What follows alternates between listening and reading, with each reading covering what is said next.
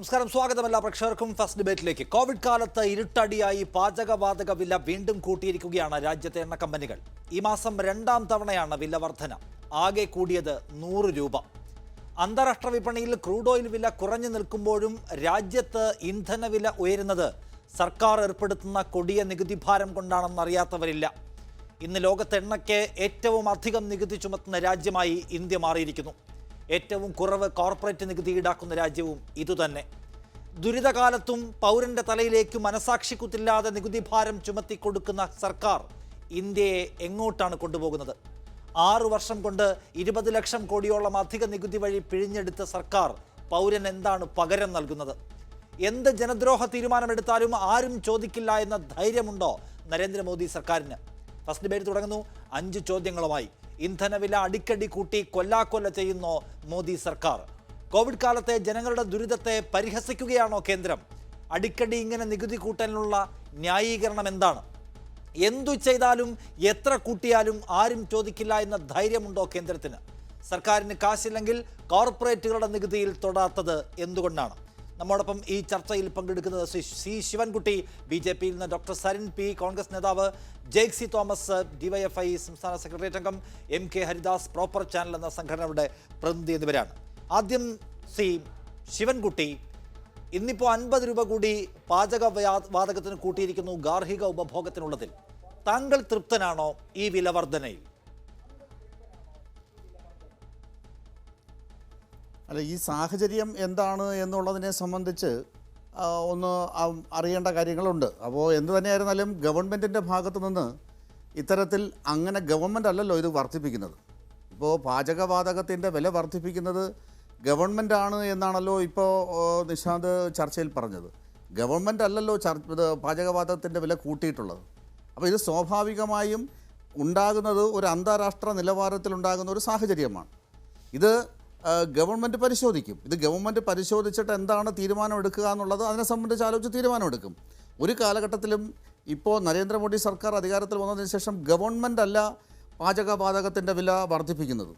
അപ്പോൾ ഇതിനെ സംബന്ധിച്ച് സ്വാഭാവികമായും BJPക്കും അതുപോലെ തന്നെ ദേശീയ ജനാധിപത്യ സഖ്യത്തിനും നമ്മുടെ ഗവൺമെൻറ്റിനും ഇതിനെ സംബന്ധിച്ച് അഭിപ്രായം ഉണ്ടാവും. അപ്പോൾ സ്വാഭാവികമായും ഇതുമായി ബന്ധപ്പെട്ട് വരുന്ന സാഹചര്യങ്ങൾ വിലയിരുത്തി അതനുസരിച്ച് തീരുമാനമെടുക്കും. ഇപ്പോൾ പെട്രോളിന്റെയും ഡീസലിന്റെയും വില വർദ്ധിക്കുമ്പോൾ ഈ മാസം ഇത് രണ്ടാം തവണയാണ് പാചകവാതകത്തിന് വില കൂട്ടുന്നത്. അത് 100 രൂപ കൂടി. അത് അന്യായമായ വില വർധനയാണ് എന്ന അഭിപ്രായം താങ്കൾക്കുണ്ടോ? കൂട്ടുന്നത് കേന്ദ്രമല്ല, എണ്ണ കമ്പനികളാണ് എന്ന വാദം ഞാൻ അംഗീകരിച്ചു. അന്യായമാണ് ഈ കൂട്ടൽ. ഇത് ഈ കോവിഡ് കാലത്ത്, ഈ പൈസ ഇല്ലാത്ത കാലത്ത് ഇത് കൂട്ടുന്നത് കുടുംബങ്ങളെ ബുദ്ധിമുട്ടിലാക്കുമെന്ന അഭിപ്രായം താങ്കൾക്കുണ്ടോ, താങ്കളുടെ പാർട്ടിക്കുണ്ടോ? അല്ല, ഞാൻ ചോദിച്ചത് വില വർധനവിനോട് ഒരു കാലഘട്ടത്തിലും BJP യോജിക്കാറില്ല. BJPയെ സംബന്ധിച്ചിടത്തോളം ജനങ്ങൾക്ക് ഗുണകരമായ സാഹചര്യം ഉണ്ടാകണം എന്ന് മാത്രമേ BJP വിലയിരുത്താറുള്ളൂ. പക്ഷേ ഇത് ഗ്യാസിനും അതുപോലെ തന്നെ പെട്രോൾ ഡീസൽ ഉൽപ്പന്നങ്ങൾക്കും വില വർദ്ധിപ്പിക്കുന്ന സാഹചര്യവും വില കുറയുന്ന സാഹചര്യവും വില നിലവാരം പിടിച്ചു നിർത്തുന്ന കാലഘട്ടവും ഒക്കെ വന്നിട്ടുണ്ട്. പക്ഷേ അത് ഏത് തരത്തിലാണത് പരിഹരിക്കപ്പെടുക എന്നുള്ളത് അത് അടിയന്തരമായി തന്നെ ഗവൺമെൻറ് ഇടപെട്ട് പരിഹരിക്കാറുണ്ട്. ഇപ്പോൾ ഗാർഹിക ഉപയോക്താക്കളുള്ള സിലിണ്ടറിൻ്റെ രൂപ വർദ്ധിക്കുന്ന സമയത്ത് ഉടൻ തന്നെ ഗവൺമെൻറ് ഇടപെടാറുണ്ട്. ഗവൺമെൻറ് ഇടപെടുകയും BJP ഇടപെടുകയും ദേശീയ ജനാധിപത്യ സഖ്യത്തിൻ്റെ നേതാക്കന്മാർ ഇടപെടുകയും ഇത് പരിഹരിക്കേണ്ട സമയത്ത് പരിഹരിക്കുകയും ചെയ്തതാണ് നമ്മുടെ മുമ്പിൽ കണ്ടിട്ടുള്ള ഈ കാലഘട്ടം മുഴുവൻ. ഒരു കാലഘട്ടത്തിലും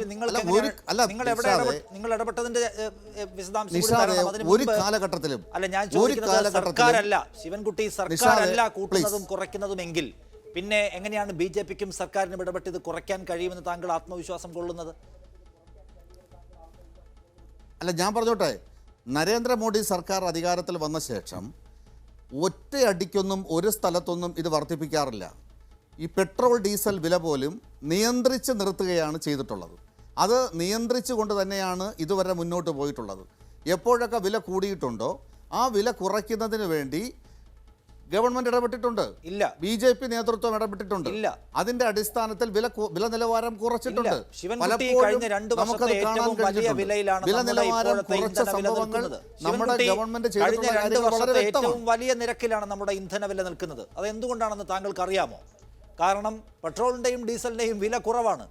വില കുറയാതിരിക്കാൻ സർക്കാരിന്റെ എക്സൈസ് ഡ്യൂട്ടി കൂട്ടി വെക്കുകയാണ്. ഓരോ തവണ അന്താരാഷ്ട്ര മാർക്കറ്റിൽ വില കുറയുമ്പോഴും അതിൻ്റെ ആനുകൂല്യം ഇന്ത്യയിലെ പൗരന് കിട്ടാതിരിക്കാൻ കേന്ദ്ര സർക്കാർ അവരുടെ നികുതി കൂട്ടിക്കൊണ്ടേയിരിക്കുന്നു. ഇപ്പോൾ എത്രയാണ് നികുതി എന്നറിയാമോ? 69% നികുതി. അത്രയും നികുതി ഈടാക്കുന്ന ലോകത്തെ ഏക രാജ്യം, എണ്ണയ്ക്ക്, ഇന്ധനത്തിന് ഇത്രയും പൈസ നികുതിയായി വാങ്ങുന്ന ഏക സർക്കാർ ഇന്ത്യയിലേതാണ്. അത് നിഷാദിന് നന്നായിട്ട് അറിയാമല്ലോ. എണ്ണ ഉൽപ്പാദനവുമായി ബന്ധപ്പെട്ട് നമ്മുടെ രാജ്യത്ത് സംഭവിച്ചുകൊണ്ടിരിക്കുന്ന എല്ലാ സാഹചര്യങ്ങളും അറിയാമല്ലോ. അപ്പോൾ നമ്മളെ സംബന്ധിച്ചിടത്തോളം ഈ അസംസ്കൃത ഉൽപ്പന്നങ്ങൾ നമ്മളെ സംബന്ധിച്ചിടത്തോളം നമ്മൾ അത് പുറത്തുനിന്നാണ് നമുക്കിത് എത്തിക്കുന്നത്. അതുകൊണ്ട് തന്നെ നമുക്കിവിടെ ഈ ഉൽപ്പാദനവുമായി ബന്ധപ്പെട്ട് അതിൻ്റെ ചെലവ് വളരെ വലുതാണ്. ആ അന്താരാഷ്ട്ര നിലവാരത്തിൽ ഇതിൻ്റെ വില വർധനവ് ഉണ്ടാകുന്ന സാഹചര്യത്തിൽ മാത്രമേ ഇവിടെയും വർധന ഉണ്ടാകാറുള്ളൂ. അതുകൊണ്ട് തന്നെ ഈ വർധന ഉണ്ടാകുന്ന സമയത്ത് ഇന്ത്യയിലെ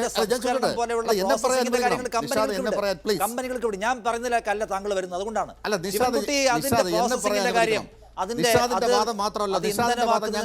കമ്പനികൾക്ക് ഞാൻ ചോദിക്കുന്നത് കേന്ദ്ര സർക്കാരിനെ കുറിച്ചാണ്. അതിന്റെ പ്രോസസിംഗ് ചെലവൊക്കെ കമ്പനികളല്ലേ നോക്കുന്നത്.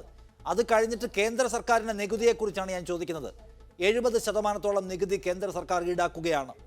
അത് കുറച്ചുകൂടെ എന്തിനാണത് കൂട്ടിക്കൊണ്ടുപോകുന്നത്? വില 80-ലും 85-ലും നിർത്താൻ, അതിലേക്ക് താഴേക്ക് പോവാതിരിക്കാൻ നമ്മൾ എക്സൈസ് ഡ്യൂട്ടി കൂട്ടുകയാണ് കേന്ദ്രം. അത് പറയൂ താങ്കൾ. അല്ല ഞാനീ പറഞ്ഞോട്ടെ, നികുതി വർധനവിനെ സംബന്ധിച്ചിടത്തോളം അതിന് വ്യക്തമായിട്ടുള്ള കാരണങ്ങളുണ്ട്. നികുതി വർധനവെന്ന് പറയുന്നത് ഈ രാജ്യത്ത് നികുതിയിലൂടെ തന്നെയാണ് ഗവൺമെൻറ്റിന് പണം വന്നുകൊണ്ടിരിക്കുന്നത്. ആ പണം തന്നെയാണ് രാജ്യത്തിൻ്റെ വികസന പ്രവർത്തനങ്ങൾക്ക് വേണ്ടി ഉപയോഗിക്കുന്നത്. ഞാൻ ചോദിച്ചോട്ടെ, സംസ്ഥാന സർക്കാർ ഇതിൻ്റെ നികുതി എന്താ കുറയ്ക്കാത്തത്? സംസ്ഥാന ഗവൺമെൻറ് എന്തുകൊണ്ട് നികുതി കുറയ്ക്കുന്നില്ല? ഈ രാജ്യത്തെ സംസ്ഥാനങ്ങൾ ഭരിക്കുന്നവർ എന്തുകൊണ്ട് നികുതി കുറയ്ക്കുന്നില്ല? അപ്പോൾ ഒരു ഗവൺമെൻറ്റിനെ സംബന്ധിച്ചിടത്തോളം വരുമാനം എന്ന് പറയുന്നത് ഒരു പ്രധാനപ്പെട്ട ഘടകമാണ്. ഈ വരുമാനം എടുത്തിട്ട് ഗവൺമെൻറ് അല്ലല്ലോ വേറെ മറ്റൊന്നും അല്ലല്ലോ ചെയ്യുന്നത്. ഗവൺമെൻറ് ചെയ്യുന്നത് വികസന പ്രവർത്തനങ്ങൾക്ക് വേണ്ടിയിട്ടാണ് ഇത് ഉപയോഗിക്കപ്പെടുന്നത്. അല്ലാണ്ട് ഇത് ജനങ്ങൾക്ക് ബുദ്ധിമുട്ടുണ്ടാക്കുന്ന സാഹചര്യമല്ല. ജനങ്ങൾക്ക് ബുദ്ധിമുട്ടുണ്ടാക്കുന്ന സാഹചര്യം ഒരു കാലഘട്ടത്തിലും ഉണ്ടാകാറില്ല. അതിനെ സംബന്ധിച്ച് വ്യക്തമായ വ്യവസ്ഥകളുണ്ട്. ഇത് സ്വാഭാവികമായിട്ടും സബ്സിഡിയുള്ള സിലിണ്ടർ ഉപേക്ഷിക്കണം എന്നാണ് ഗവൺമെൻറ് നേരത്തെ തന്നെ തുടക്കത്തിൽ തന്നെ പറഞ്ഞിട്ടുള്ളത്. ഇത് സാധാരണക്കാർക്ക് ബുദ്ധിമുട്ടുണ്ടാകുന്ന സാഹചര്യമല്ല നിഷാദെ. സാധാരണക്കാർക്ക് ഇക്കാര്യത്തിൽ ഒരു ബുദ്ധിമുട്ടും ഉണ്ടാകുന്നില്ല. സാധാരണക്കാരുടെ ബുദ്ധിമുട്ട് പരിഹരിക്കുക എന്നുള്ളത് ഗവൺമെന്റിന്റെ ചുമതലയാണ്. ഇത് സാധാരണക്കാരെ ബാധിക്കുന്ന വിഷയമൊന്നുമല്ല.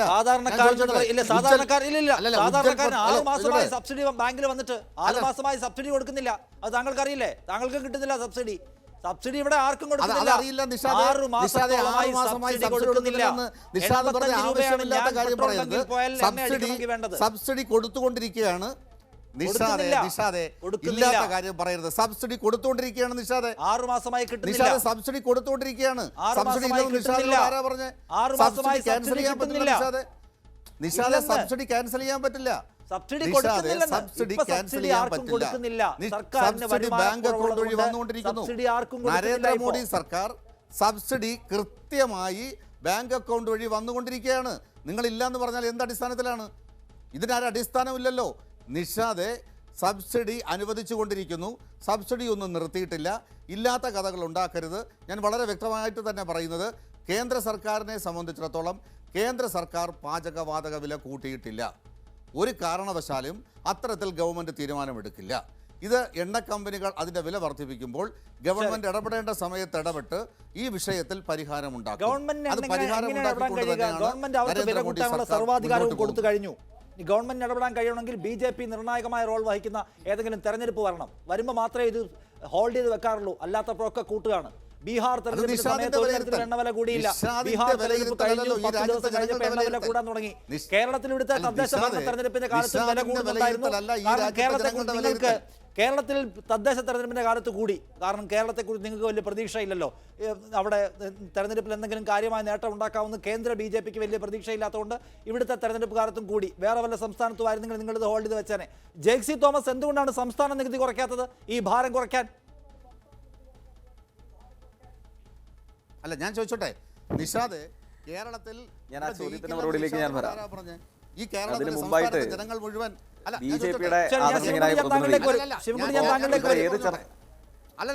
അദ്ദേഹം ഒന്ന് അവസാനിപ്പിക്കാൻ അല്ലല്ല, അത് പറ്റില്ലല്ലോ. നിഷാദ് പറഞ്ഞതിന്റെ മറുപടി എനിക്ക് പറയണമല്ലോ. നിഷാദിന്റെ ചർച്ചയിൽ പങ്കെടുക്കുമ്പോൾ നിഷാദിന്റെ മറുപടി എനിക്ക് പറയാൻ കഴിയണമല്ലോ. ഞാൻ ചോദിച്ചോട്ടെ, കേരളത്തിൽ വിജയിക്കില്ല എന്ന് നിഷാദിനോട് ആരാ പറഞ്ഞേ? BJP കേരളത്തിൽ വിജയിക്കില്ലെന്ന് നിഷാദ് കേരളത്തിലെ ജനങ്ങൾ മുഴുവൻ നിഷാദിനെ വിളിച്ച് പറഞ്ഞു. കേരളത്തിൽ BJP വിജയിക്കില്ലെന്ന്. നിഷാദെ, ഈ തെരഞ്ഞെടുപ്പിൽ നിങ്ങൾ കണ്ടോ? നാളെ ഉച്ചയ്ക്ക് മുമ്പ് റിസൾട്ട് വരുമ്പോൾ കേരളത്തിൽ BJPക്ക് അനുകൂലമായി ജനങ്ങൾ എങ്ങനെയാണ് വിധി എഴുതുന്നതെന്ന് നേരിട്ട് കണ്ടോളൂ. അപ്പൊ അതുകൊണ്ട് ഞാൻ പറയാൻ കാര്യം BJPക്ക് എന്തെങ്കിലും ഒരു പ്രതീക്ഷയുള്ള എവിടെയെങ്കിലും തെരഞ്ഞെടുപ്പ് നടക്കുന്നുണ്ടെങ്കിൽ അപ്പോഴൊന്നും ഇന്ധനവില കൂടാറില്ല. ഇവിടെ ഇപ്പോൾ കേരളത്തിൽ തദ്ദേശ തെരഞ്ഞെടുപ്പ് നടക്കുന്ന സമയത്ത് നിങ്ങൾ പാചകവാതകത്തിനും വില കൂട്ടുന്നുണ്ട്, ഇന്ധനത്തിനും വില കൂട്ടുന്നുണ്ട്. അപ്പോൾ മനസ്സിലാക്കാൻ കഴിയുന്ന ഒരു കാര്യം, കേരളത്തെക്കുറിച്ച് അമിത്ഷായ്ക്ക് വലിയ പ്രതീക്ഷയില്ല എന്നാണ്. ഉണ്ടെങ്കിൽ ഇതൊരു കുറച്ച് ദിവസത്തേക്കെങ്കിലും ഇത് ഹോൾഡ് ചെയ്ത് വെച്ചേനെ. ഈ ബീഹാറിലായാലും ഗുജറാത്തിലായാലും മറ്റെല്ലായിടത്തും തെരഞ്ഞെടുപ്പ് നടക്കുന്ന സമയത്ത് വില കൂടാറില്ല. സർക്കാരിന് അനുകൂലമായി ഹോൾഡ് ചെയ്ത് വെക്കാൻ കമ്പനികൾക്ക് പറ്റും. സർക്കാരിന് ഒരു നിയന്ത്രണവും ഇല്ലാത്ത ഞാനൊരു കമന്റ് പറഞ്ഞു എന്നേ ഉള്ളൂ. ഓക്കെ, ഞാൻ വരാം. ജയ്ക്ക് സംസ്ഥാനങ്ങൾക്ക് കുറയ്ക്കാമല്ലോ എന്നാണ് അദ്ദേഹത്തിന്റെ ആദ്യത്തെ ചോദ്യം. ശരി, കേന്ദ്രത്തെ കുറ്റം പറഞ്ഞു കഴിഞ്ഞെങ്കിൽ സംസ്ഥാനത്തിലേക്ക് വരാമെന്ന്.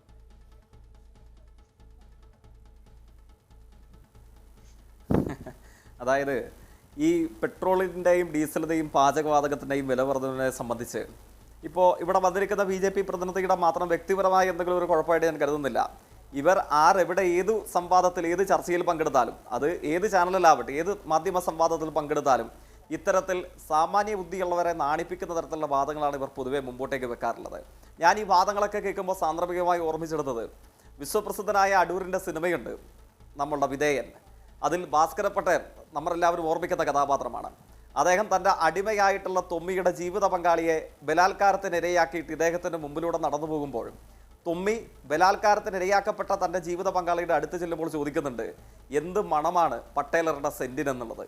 ഏതാണ്ട് ആ സിനിമയിലെ രംഗമാണ് ആദരണീയനായ BJPയുടെ പ്രതിനിധിയെപ്പോലെയുള്ള ആളുകൾ പെട്രോളിൻ്റെയും ഡീസലിൻ്റെയും വിലവർധനവ് വർദ്ധിപ്പിച്ചത് സർക്കാരല്ലല്ലോ, ഇനിയിപ്പോൾ അത് വർദ്ധിപ്പിച്ചാൽ തന്നെ ഇവിടെ ബാധിക്കുന്നില്ലല്ലോ, സാധാരണക്കാരെ ബാധിക്കുന്ന പ്രശ്നമല്ലല്ലോ, ഇത്യാദി വാദങ്ങൾ ലോകത്ത് സാമാന്യ യുക്തിക്ക് പരിക്ക് പറ്റിയിട്ടില്ലാത്ത ഒരു മനുഷ്യനും ദഹിക്കാനാകാത്ത ഇത്തരം വാദങ്ങൾ കേൾക്കുമ്പോൾ ഭാസ്കര പട്ടേറിൻ്റെയും അതേപോലെ വിധേയനൻ്റെ അടിമയുടെ രംഗവുമൊക്കെയാണ് എനിക്ക് ഓർമ്മ വരുന്നത്.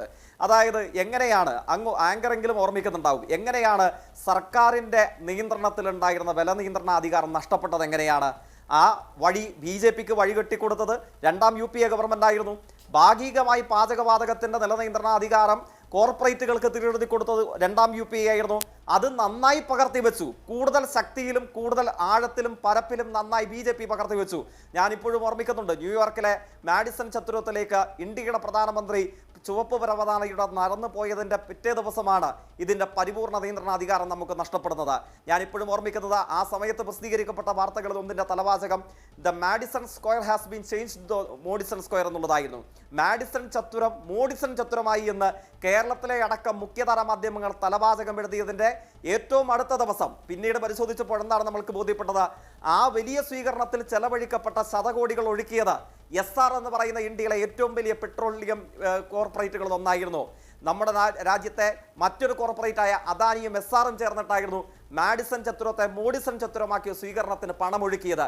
അതിൻ്റെ പ്രത്യുപകാരം എന്ന വണ്ണം തിരികെ രാജ്യത്തെത്തിയ ഇന്ത്യൻ പ്രധാനമന്ത്രി ആദ്യം ഒപ്പിട്ട ഫയലുകളിൽ ഒന്നാമത്തേത് സമ്പൂർണ്ണമായും പെട്രോളിൻ്റെയും ഡീസലിൻ്റെയും പാചകവാതകത്തിൻ്റെയും വില നിയന്ത്രണ അധികാരം കോൺഗ്രസിനേക്കാൾ 10 മടങ്ങ് കരുത്തോടുകൂടെ കോർപ്പറേറ്റുകൾക്ക് തീരെഴുതി കൊടുത്തു.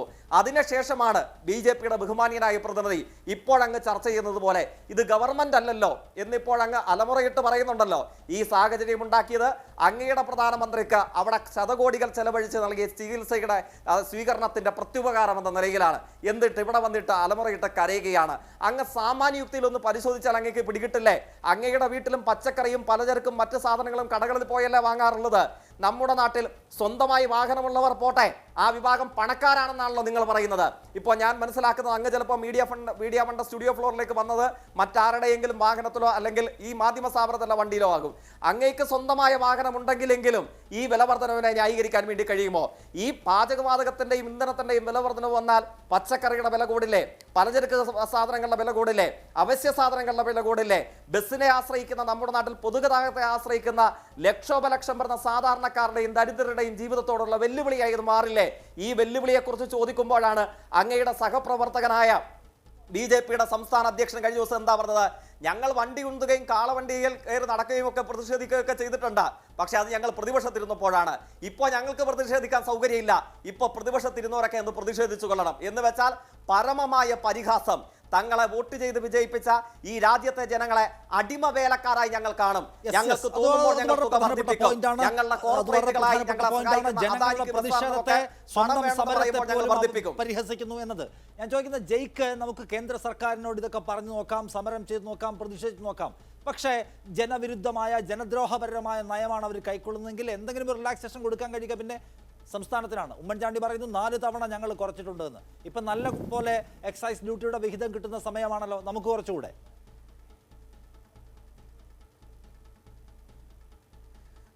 ഇവിടെ പ്രധാനപ്പെട്ടത് GSTയിൽ നിന്ന് കിട്ടാനുള്ള ശതകോടിക്കണക്കിന് വരുന്ന രൂപ കിട്ടാൻ വേണ്ടി കേരളം സുപ്രീം കോടതിയിൽ കേസ് ഫയൽ ചെയ്യേണ്ട അവസ്ഥയിൽ നിൽക്കുകയാണ്. ഈ മഹാവ്യാധിയുടെ കാലഘട്ടത്തിലും കേരളത്തിലെ ഒരു ക്ഷേമ പ്രവർത്തനങ്ങളും മുടങ്ങാതെ കേരള സർക്കാർ അസാധാരണമായ ബാധ്യതയെ നിലനിർത്തിക്കൊണ്ട് നോക്കുകയാണ്. അപ്പോഴാണ് ഒരു തവണ അങ്ങ് ചൂണ്ടിക്കാണിച്ചതുപോലെ ഈ സെസ് കുറച്ച് കേരളം മാതൃകയായതാണ്. എല്ലാ തവണയും ആ മാതൃകയൊക്കെ ചൂണ്ടിക്കാണിക്കുമ്പോൾ കേരളത്തിലെ സാധാരണക്കാരുടെ ക്ഷേമ പ്രവർത്തനങ്ങളാണ് തടസ്സപ്പെടുന്നത്. എല്ലാ മാസവും 1400 രൂപ 58 ലക്ഷം കുടുംബങ്ങൾക്ക് എത്തിച്ചു കൊടുക്കുന്നത് എങ്ങനെയാണ് സാധിക്കുന്നത്? ഈ മഹാവ്യാധിയുടെ കാലഘട്ടത്തിൽ 2,83,00,000 കുടുംബങ്ങളെ റേഷൻ കടകളിലൂടെ സുഭിക്ഷമായി കിറ്റുകൾ നൽകി, അവരുടെ അവകാശമായ കിറ്റുകൾ നൽകി അവരുടെ ജീവിതത്തിന് തണലേകുന്നത് എങ്ങനെയാണ് സാധ്യമാകുന്നത്? ഇതൊക്കെ സാധ്യമാകുന്നത് ഇത്യാദി പ്രവർത്തനങ്ങൾക്ക് വേണ്ടിയുള്ള പണം കണ്ടെത്തുമ്പോഴാണ്. ആ പണം മുഴുവൻ, അതായത് കേന്ദ്ര സർക്കാർ ഇങ്ങനെ വില വർദ്ധിക്കും, ആ വില വർദ്ധിക്കുമ്പോൾ GST ഇനത്തിൽ നിന്ന് ന്യായമായി കേരളത്തിന് കിട്ടേണ്ട നികുതി വിഹിതം പോലും തരാതിരിക്കും.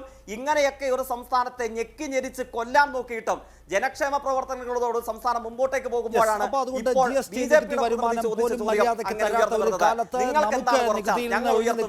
കുറയ്ക്കാൻ കഴിയില്ല എന്നാണ് വളരെ ലോജിക്കലായ ഒരു വാദമാണ് ആ കാര്യത്തിൽ ജയ്ക്ക് മുന്നോട്ട് വയ്ക്കുന്നത്. ഡോക്ടർ പി സരിൻ, നിങ്ങൾ തുടങ്ങി വെച്ച ഒന്ന് BJP അതിന്റെ തുടർച്ച നടപ്പിലാക്കുന്നു, അതിന്റെ അപകടം നമ്മളിപ്പോൾ അനുഭവിക്കുന്നു. അപ്പൊ തുടക്കക്കാർക്കുമുണ്ട് ഉത്തരവാദിത്തം.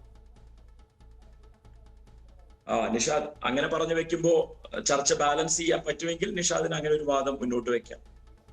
ഇവിടെ ഈ പെട്രോളിയം ഉൽപ്പന്നങ്ങളുടെ അന്താരാഷ്ട്ര വിലയുമായി ബന്ധപ്പെട്ടുകൊണ്ട് ഇമ്പോർട്ട് പാരിറ്റി പ്രൈസ് IPP എന്ന് പറയുന്ന ഒരു ഫോർമുല വെച്ചിട്ടാണ് നമ്മുടെ നാട്ടിലെ പാചകവാതകത്തിന്റെ വില നിശ്ചയിക്കപ്പെടുന്നത്. IPP എന്ന് പറയുന്നതിൽ അതിന് ഒരുപാട് ഘടകങ്ങളുണ്ട്. ആ ഘടകങ്ങളിൽ ഈ നേരത്തെ ഇവിടെ BJPയുടെ ആള് പറയുന്നത് കേട്ടു, ഗവൺമെന്റ് അല്ല ഫിക്സ് ചെയ്യുന്നത്. തെറ്റിദ്ധരിപ്പിക്കുന്ന പോലെ അത് പറയരുത്. LPG പ്രൈസസിന്റെ ഫോർമുല ഫിക്സ് ചെയ്തിട്ടുണ്ട്. അതിന്റെ അന്തിമ തീരുമാനം ഗവൺമെന്റ് തന്നെയാണ് എടുക്കുന്നത്.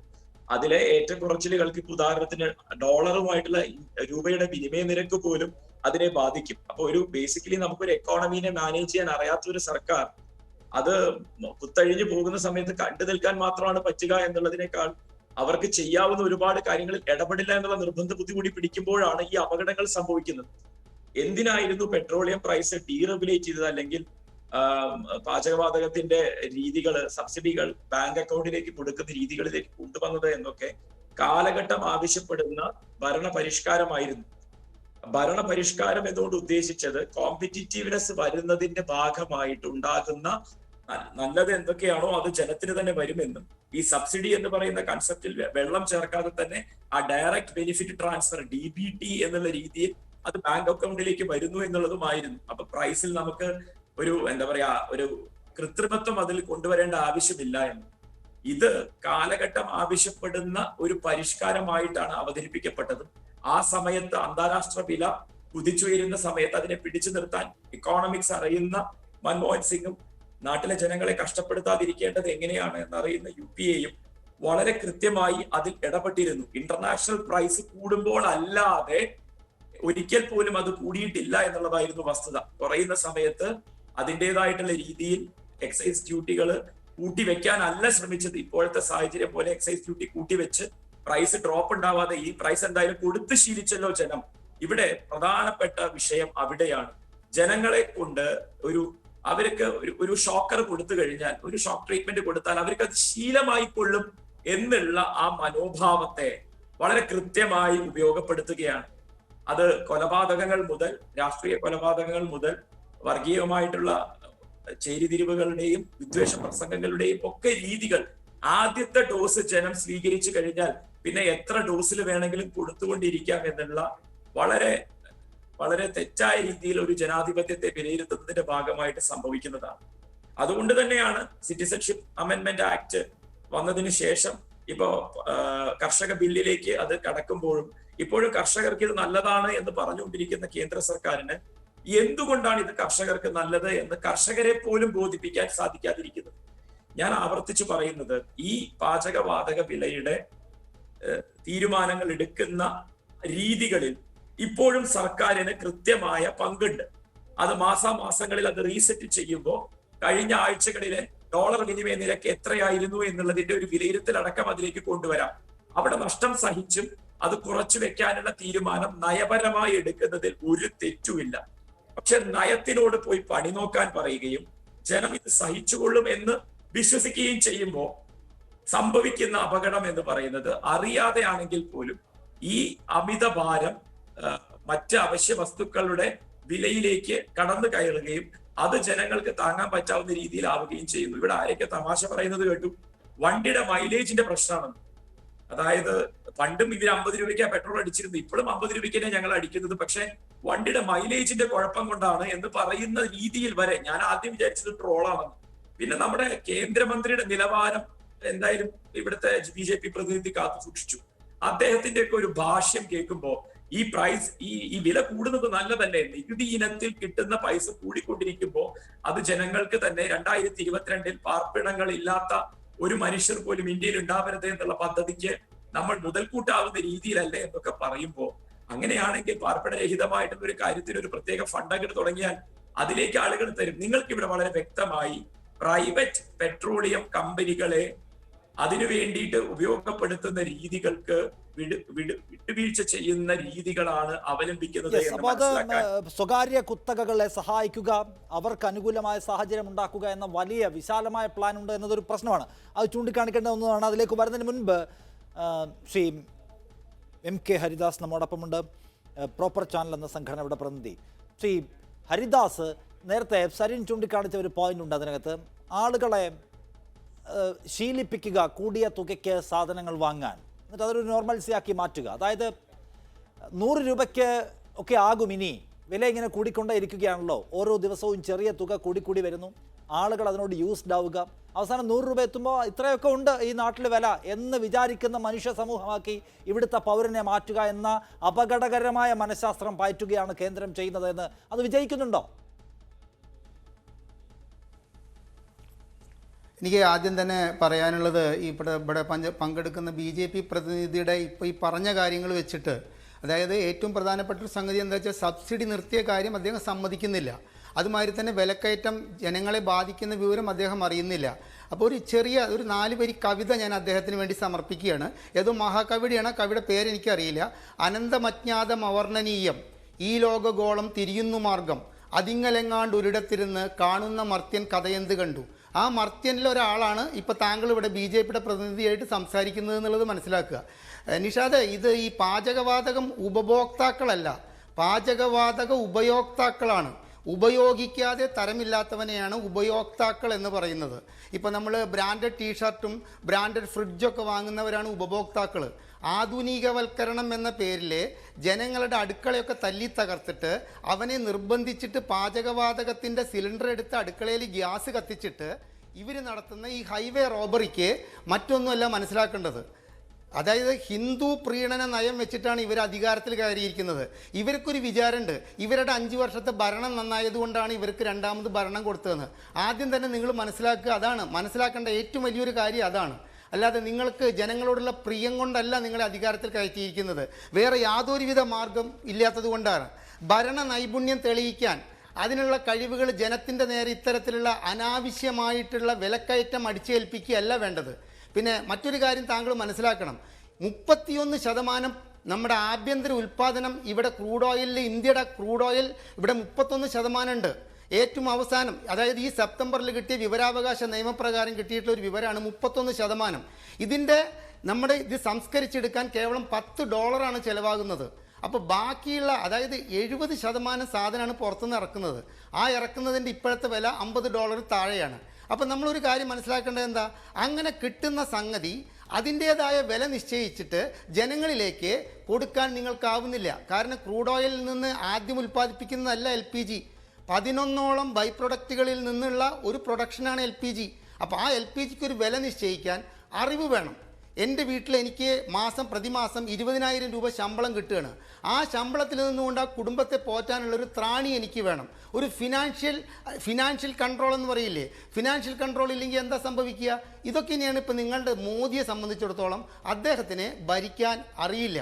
അദ്ദേഹത്തിന് ആകെ കൂടി അറിയുന്ന സംഗതിയാണ് ജനങ്ങളുടെ നികുതിപ്പണം എടുത്ത് ദൂർത്തടിക്കുക. 3600 കോടി രൂപയുടെ ഒരു പ്രതിമ നിങ്ങൾ പണിതിട്ട് ജനങ്ങൾക്ക് എന്ത് ഉപകാരമാണ് ഉണ്ടായത്? ഇപ്പം നിങ്ങൾ 10,000 കോടിക്ക് നടുക്കടലിലെ ഛത്രപതി ശിവജിയുടെ എന്തോ പാർക്ക് ഉണ്ടാക്കാൻ പോകണു. ഇതൊക്കെ നിങ്ങൾ ഉണ്ടാക്കിക്കോളൂ, ഇതൊന്നും വേണ്ടെന്ന് പറയണില്ല. പക്ഷേ ഇവിടെ സാധാരണക്കാരെ ജീവിക്കാൻ അനുവദിച്ചുകൊണ്ടായാൽ അതൊരു വലിയ കാര്യമല്ലേ നിങ്ങൾ ചെയ്യേണ്ടത്? നിങ്ങൾ പിന്നെ ഈ ചാനൽ ചർച്ചകളിൽ നിങ്ങളുടെ പ്രതിനിധികൾ സ്ഥിരമായിട്ട് പറയുന്ന ഒരു കാര്യമാണ്, NDAയുടെ ആൾക്കാർ വന്നിരുന്നിട്ട് ജനങ്ങൾക്ക് എക്കണോമിക്സ് മനസ്സിലാവാൻ വേണ്ടിയാണ്, ജനങ്ങൾക്ക് ഇൻഫ്ലേഷനെ കുറിച്ചിട്ട് അറിയാണ്ടിയാണ്. ഞങ്ങൾക്ക് നേരെ മറിച്ച് ഞങ്ങൾക്ക് നിങ്ങളോട് പറയാനുള്ളത് അതിനെയാണ്. ജനങ്ങളുടെ ദാരിദ്ര്യം നിറഞ്ഞ ജീവിതത്തിൻ്റെ എക്കണോമിക്സ് ഈ സർക്കാരിന് 6 കൊല്ലമായിട്ടും മനസ്സിലായിട്ടില്ല. അതിൻ്റെ ഇരുട്ടിൽ കിടന്നിട്ട് തപ്പാണ് നിങ്ങൾ എന്താണ് ചെയ്യേണ്ടതെന്ന് അറിയാണ്ട്. ഇതിനിടയ്ക്ക് അന്താരാഷ്ട്ര വിപണിയിലെ $75 ക്രൂഡ് ഓയിൽ വില ഉയർന്നപ്പോൾ നിങ്ങളുടെ പെട്രോളിയം മന്ത്രിയല്ലേ പറഞ്ഞത് എന്താണ് ചെയ്യേണ്ടതെന്ന് ഞങ്ങൾക്ക് അറിയുന്നില്ല എന്ന് പറഞ്ഞത്? അന്നത്തെ മുൻ പ്രധാനമന്ത്രി മൻമോഹൻ സിംഗ് അതിനുള്ള മാർഗങ്ങളൊക്കെ ഉപദേശിച്ചതിനോ? ഒരു കാര്യം കൂടി ശ്രീ ശിവൻകുട്ടിയോട് ഞാൻ പറയുകയാണ്, ഈ ഓയിൽ കമ്പനികൾക്ക് ഈ ഇന്ധന വിലയുടെ അധികാരം, ഇന്ധന വില നിശ്ചയിക്കാനുള്ള അധികാരം കൊടുത്ത അന്ന് ഒരു ചർച്ച നടത്തിയിട്ടുണ്ടായിരുന്നു ചാനലിൽ. എനിക്കും ആ ചാനലിൽ പങ്കെടുക്കാൻ അവസരം കിട്ടി. അന്ന് നിങ്ങളുടെ ആ പ്രതിനിധി പറഞ്ഞത് എന്താണെന്നറിയോ? BJP അധികാരത്തിൽ വന്ന ആദ്യം ചെയ്യുക ഇത് എടുത്തു കളയുകയാണെന്നാണ്. ഇപ്പം 6 കൊല്ലമായിട്ട് എന്തേ നിങ്ങൾക്കിത് പറ്റാഞ്ഞത്? അപ്പോൾ അത് കാരണം കൊണ്ട് മുടന്ത ന്യായങ്ങൾ പറഞ്ഞിട്ട് ദയവ് ചെയ്തിട്ട് ജനങ്ങളെ ദ്രോഹിക്കരുത്. ഒരു കോവിഡ് കാലം എന്ന് പറഞ്ഞു കഴിഞ്ഞാൽ ഇവിടുത്തെ 50% ആൾക്കാർക്ക് പണിയില്ലാതിരിക്കുകയാണ്. നിങ്ങൾ പറയണത് എന്താ? ബയ്യേഴ്സ് മാർക്കറ്റ് സജീവമാണെന്ന്. ഈ എറണാകുളം MG റോഡിൽ ഒരു 4 തുണിക്കടയിൽ നിങ്ങൾ പോകൂ, ഒരു 4 പാത്രം വിൽക്കുന്ന കടകളിൽ ശിവൻകുട്ടിയും മറ്റെപ്പോഴത്തെയും പോലത്തെ സാഹചര്യമല്ല ഇപ്പോൾ ഇന്ത്യയിലുള്ളതെന്ന് ചൂണ്ടിക്കാണിക്കപ്പെടുകയാണ്. നമ്മൾ കോവിഡ് കാലത്താണ്. നമ്മുടെ എല്ലാ തരത്തിലുള്ള ജീവസന്ധാരണ മാർഗങ്ങളും വലിയ തോതിൽ പ്രശ്നത്തെ അഭിമുഖീകരിക്കുകയാണ്. നമ്മുടെ ചെറുകിട കച്ചവടങ്ങളും വൻകിട കച്ചവടങ്ങളും എല്ലാം കുഴപ്പത്തിൽ നേരിടുന്നു. മനുഷ്യൻ പ്രയാസപ്പെടുന്നതിനിടയ്ക്ക് ഇന്ധനവില ഇങ്ങനെ കൂട്ടാമോ? പാചകവാതകത്തിൻ്റെ വില ഇങ്ങനെ കൂട്ടാമോ? കഴിഞ്ഞ സർക്കാരിൻ്റെ കാലത്ത് ഡീസൽ വില നിയന്ത്രണം എടുത്തു കളയുന്ന, പെട്രോൾ വില നിയന്ത്രണം എടുത്തു കളയുന്ന സമയത്ത് വില വർധന 15 ദിവസത്തിൽ കൂടുതൽ ഒരിക്കലേ പാടുള്ളൂ, എങ്ങനെയായാലും എന്ന നിബന്ധന ഉണ്ടായിരുന്നു. സർക്കാരിനെ ബോധ്യപ്പെടുത്തണം വില കൂട്ടുന്ന സാഹചര്യം എന്നതിലുണ്ടായിരുന്നു. ഡീസൽ പൊതുഗതാഗത സംവിധാനത്തെയും ഫിഷറീസിനെയും ഒക്കെ ബാധിക്കുന്നതായതുകൊണ്ട് ഫിഷറീസ് ഡീസൽ നഷ്ടം സഹിച്ചും നിലനിർത്തണമെന്നൊരു പ്ലാൻ അവർക്കുണ്ടായിരുന്നു. നിങ്ങൾക്കിതൊന്നുമില്ല. 2017 അനുദിനം വില വർദ്ധിപ്പിക്കാനുള്ള അനുമതി കൊടുക്കുമ്പോൾ കുറയുന്നതിൻ്റെ ആനുകൂല്യം പൗരന് കിട്ടുമെന്നുകൂടി പറഞ്ഞിട്ടാണ് കൊടുത്തത്. ഇതുവരെ കിട്ടിയിട്ടുണ്ടോ പൗരനതിൻ്റെ ആനുകൂല്യം? പോട്ടെ, ഞാൻ ചോദിക്കുന്നത് ഈ കോവിഡ് കാലത്ത് ഇങ്ങനെ കൂട്ടുന്നതിൻ്റെ ന്യായം എന്താണ്? ഇങ്ങനെ നികുതി കൂട്ടുന്നതിൻ്റെ 2 തവണ എക്സൈസ് ഡ്യൂട്ടി കോവിഡ് കാലത്ത് മാത്രം കൂട്ടി. അത്രയും പ്രയാസം അനുഭവിക്കുകയാണ് സാധാരണക്കാരൻ. എന്താണ് അതിനൊരു ഉത്തരം? അല്ല നിഷാദെ, വളരെ വ്യക്തമായി തന്നെ ഞാൻ നേരത്തെ ചർച്ചയുടെ തുടക്കത്തിൽ ഞാൻ സൂചിപ്പിച്ചു, ഇത് ഗവൺമെൻറ് അല്ല വർദ്ധിപ്പിക്കുന്നത്, വില വർദ്ധിപ്പിക്കുന്നത് ഗവൺമെൻറ് അല്ല. ഞാൻ അസന്നിഗ്ധമായി കോവിഡ് കാലത്ത് 2 തവണ എക്സൈസ് ഡ്യൂട്ടി കൂട്ടിയത് ഗവൺമെന്റ് അല്ലേ? ഇരിക്കുന്നവർ അല്ല, ഒന്നുകിൽ എന്നെ പറയാൻ അനുവദിക്കുന്ന നിഷാദെ.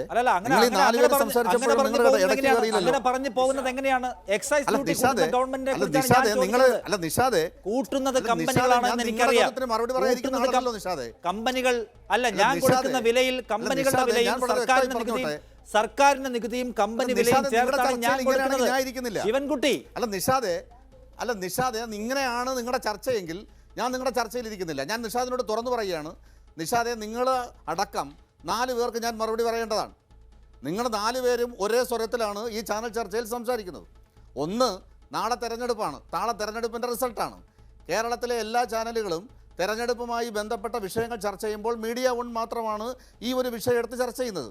ആ ചർച്ചയിൽ നമ്മൾ പങ്കെടുത്ത് സംസാരിക്കുമ്പോൾ 4 പേരും ആങ്കർ അടക്കം, ഇവിടെ നിഷാദ് അടക്കം സംസാരിക്കുന്നതും ചർച്ചയിൽ പങ്കെടുക്കുന്നവർ സംസാരിക്കുന്നതിന് മറുപടി ഞാൻ പറയണം.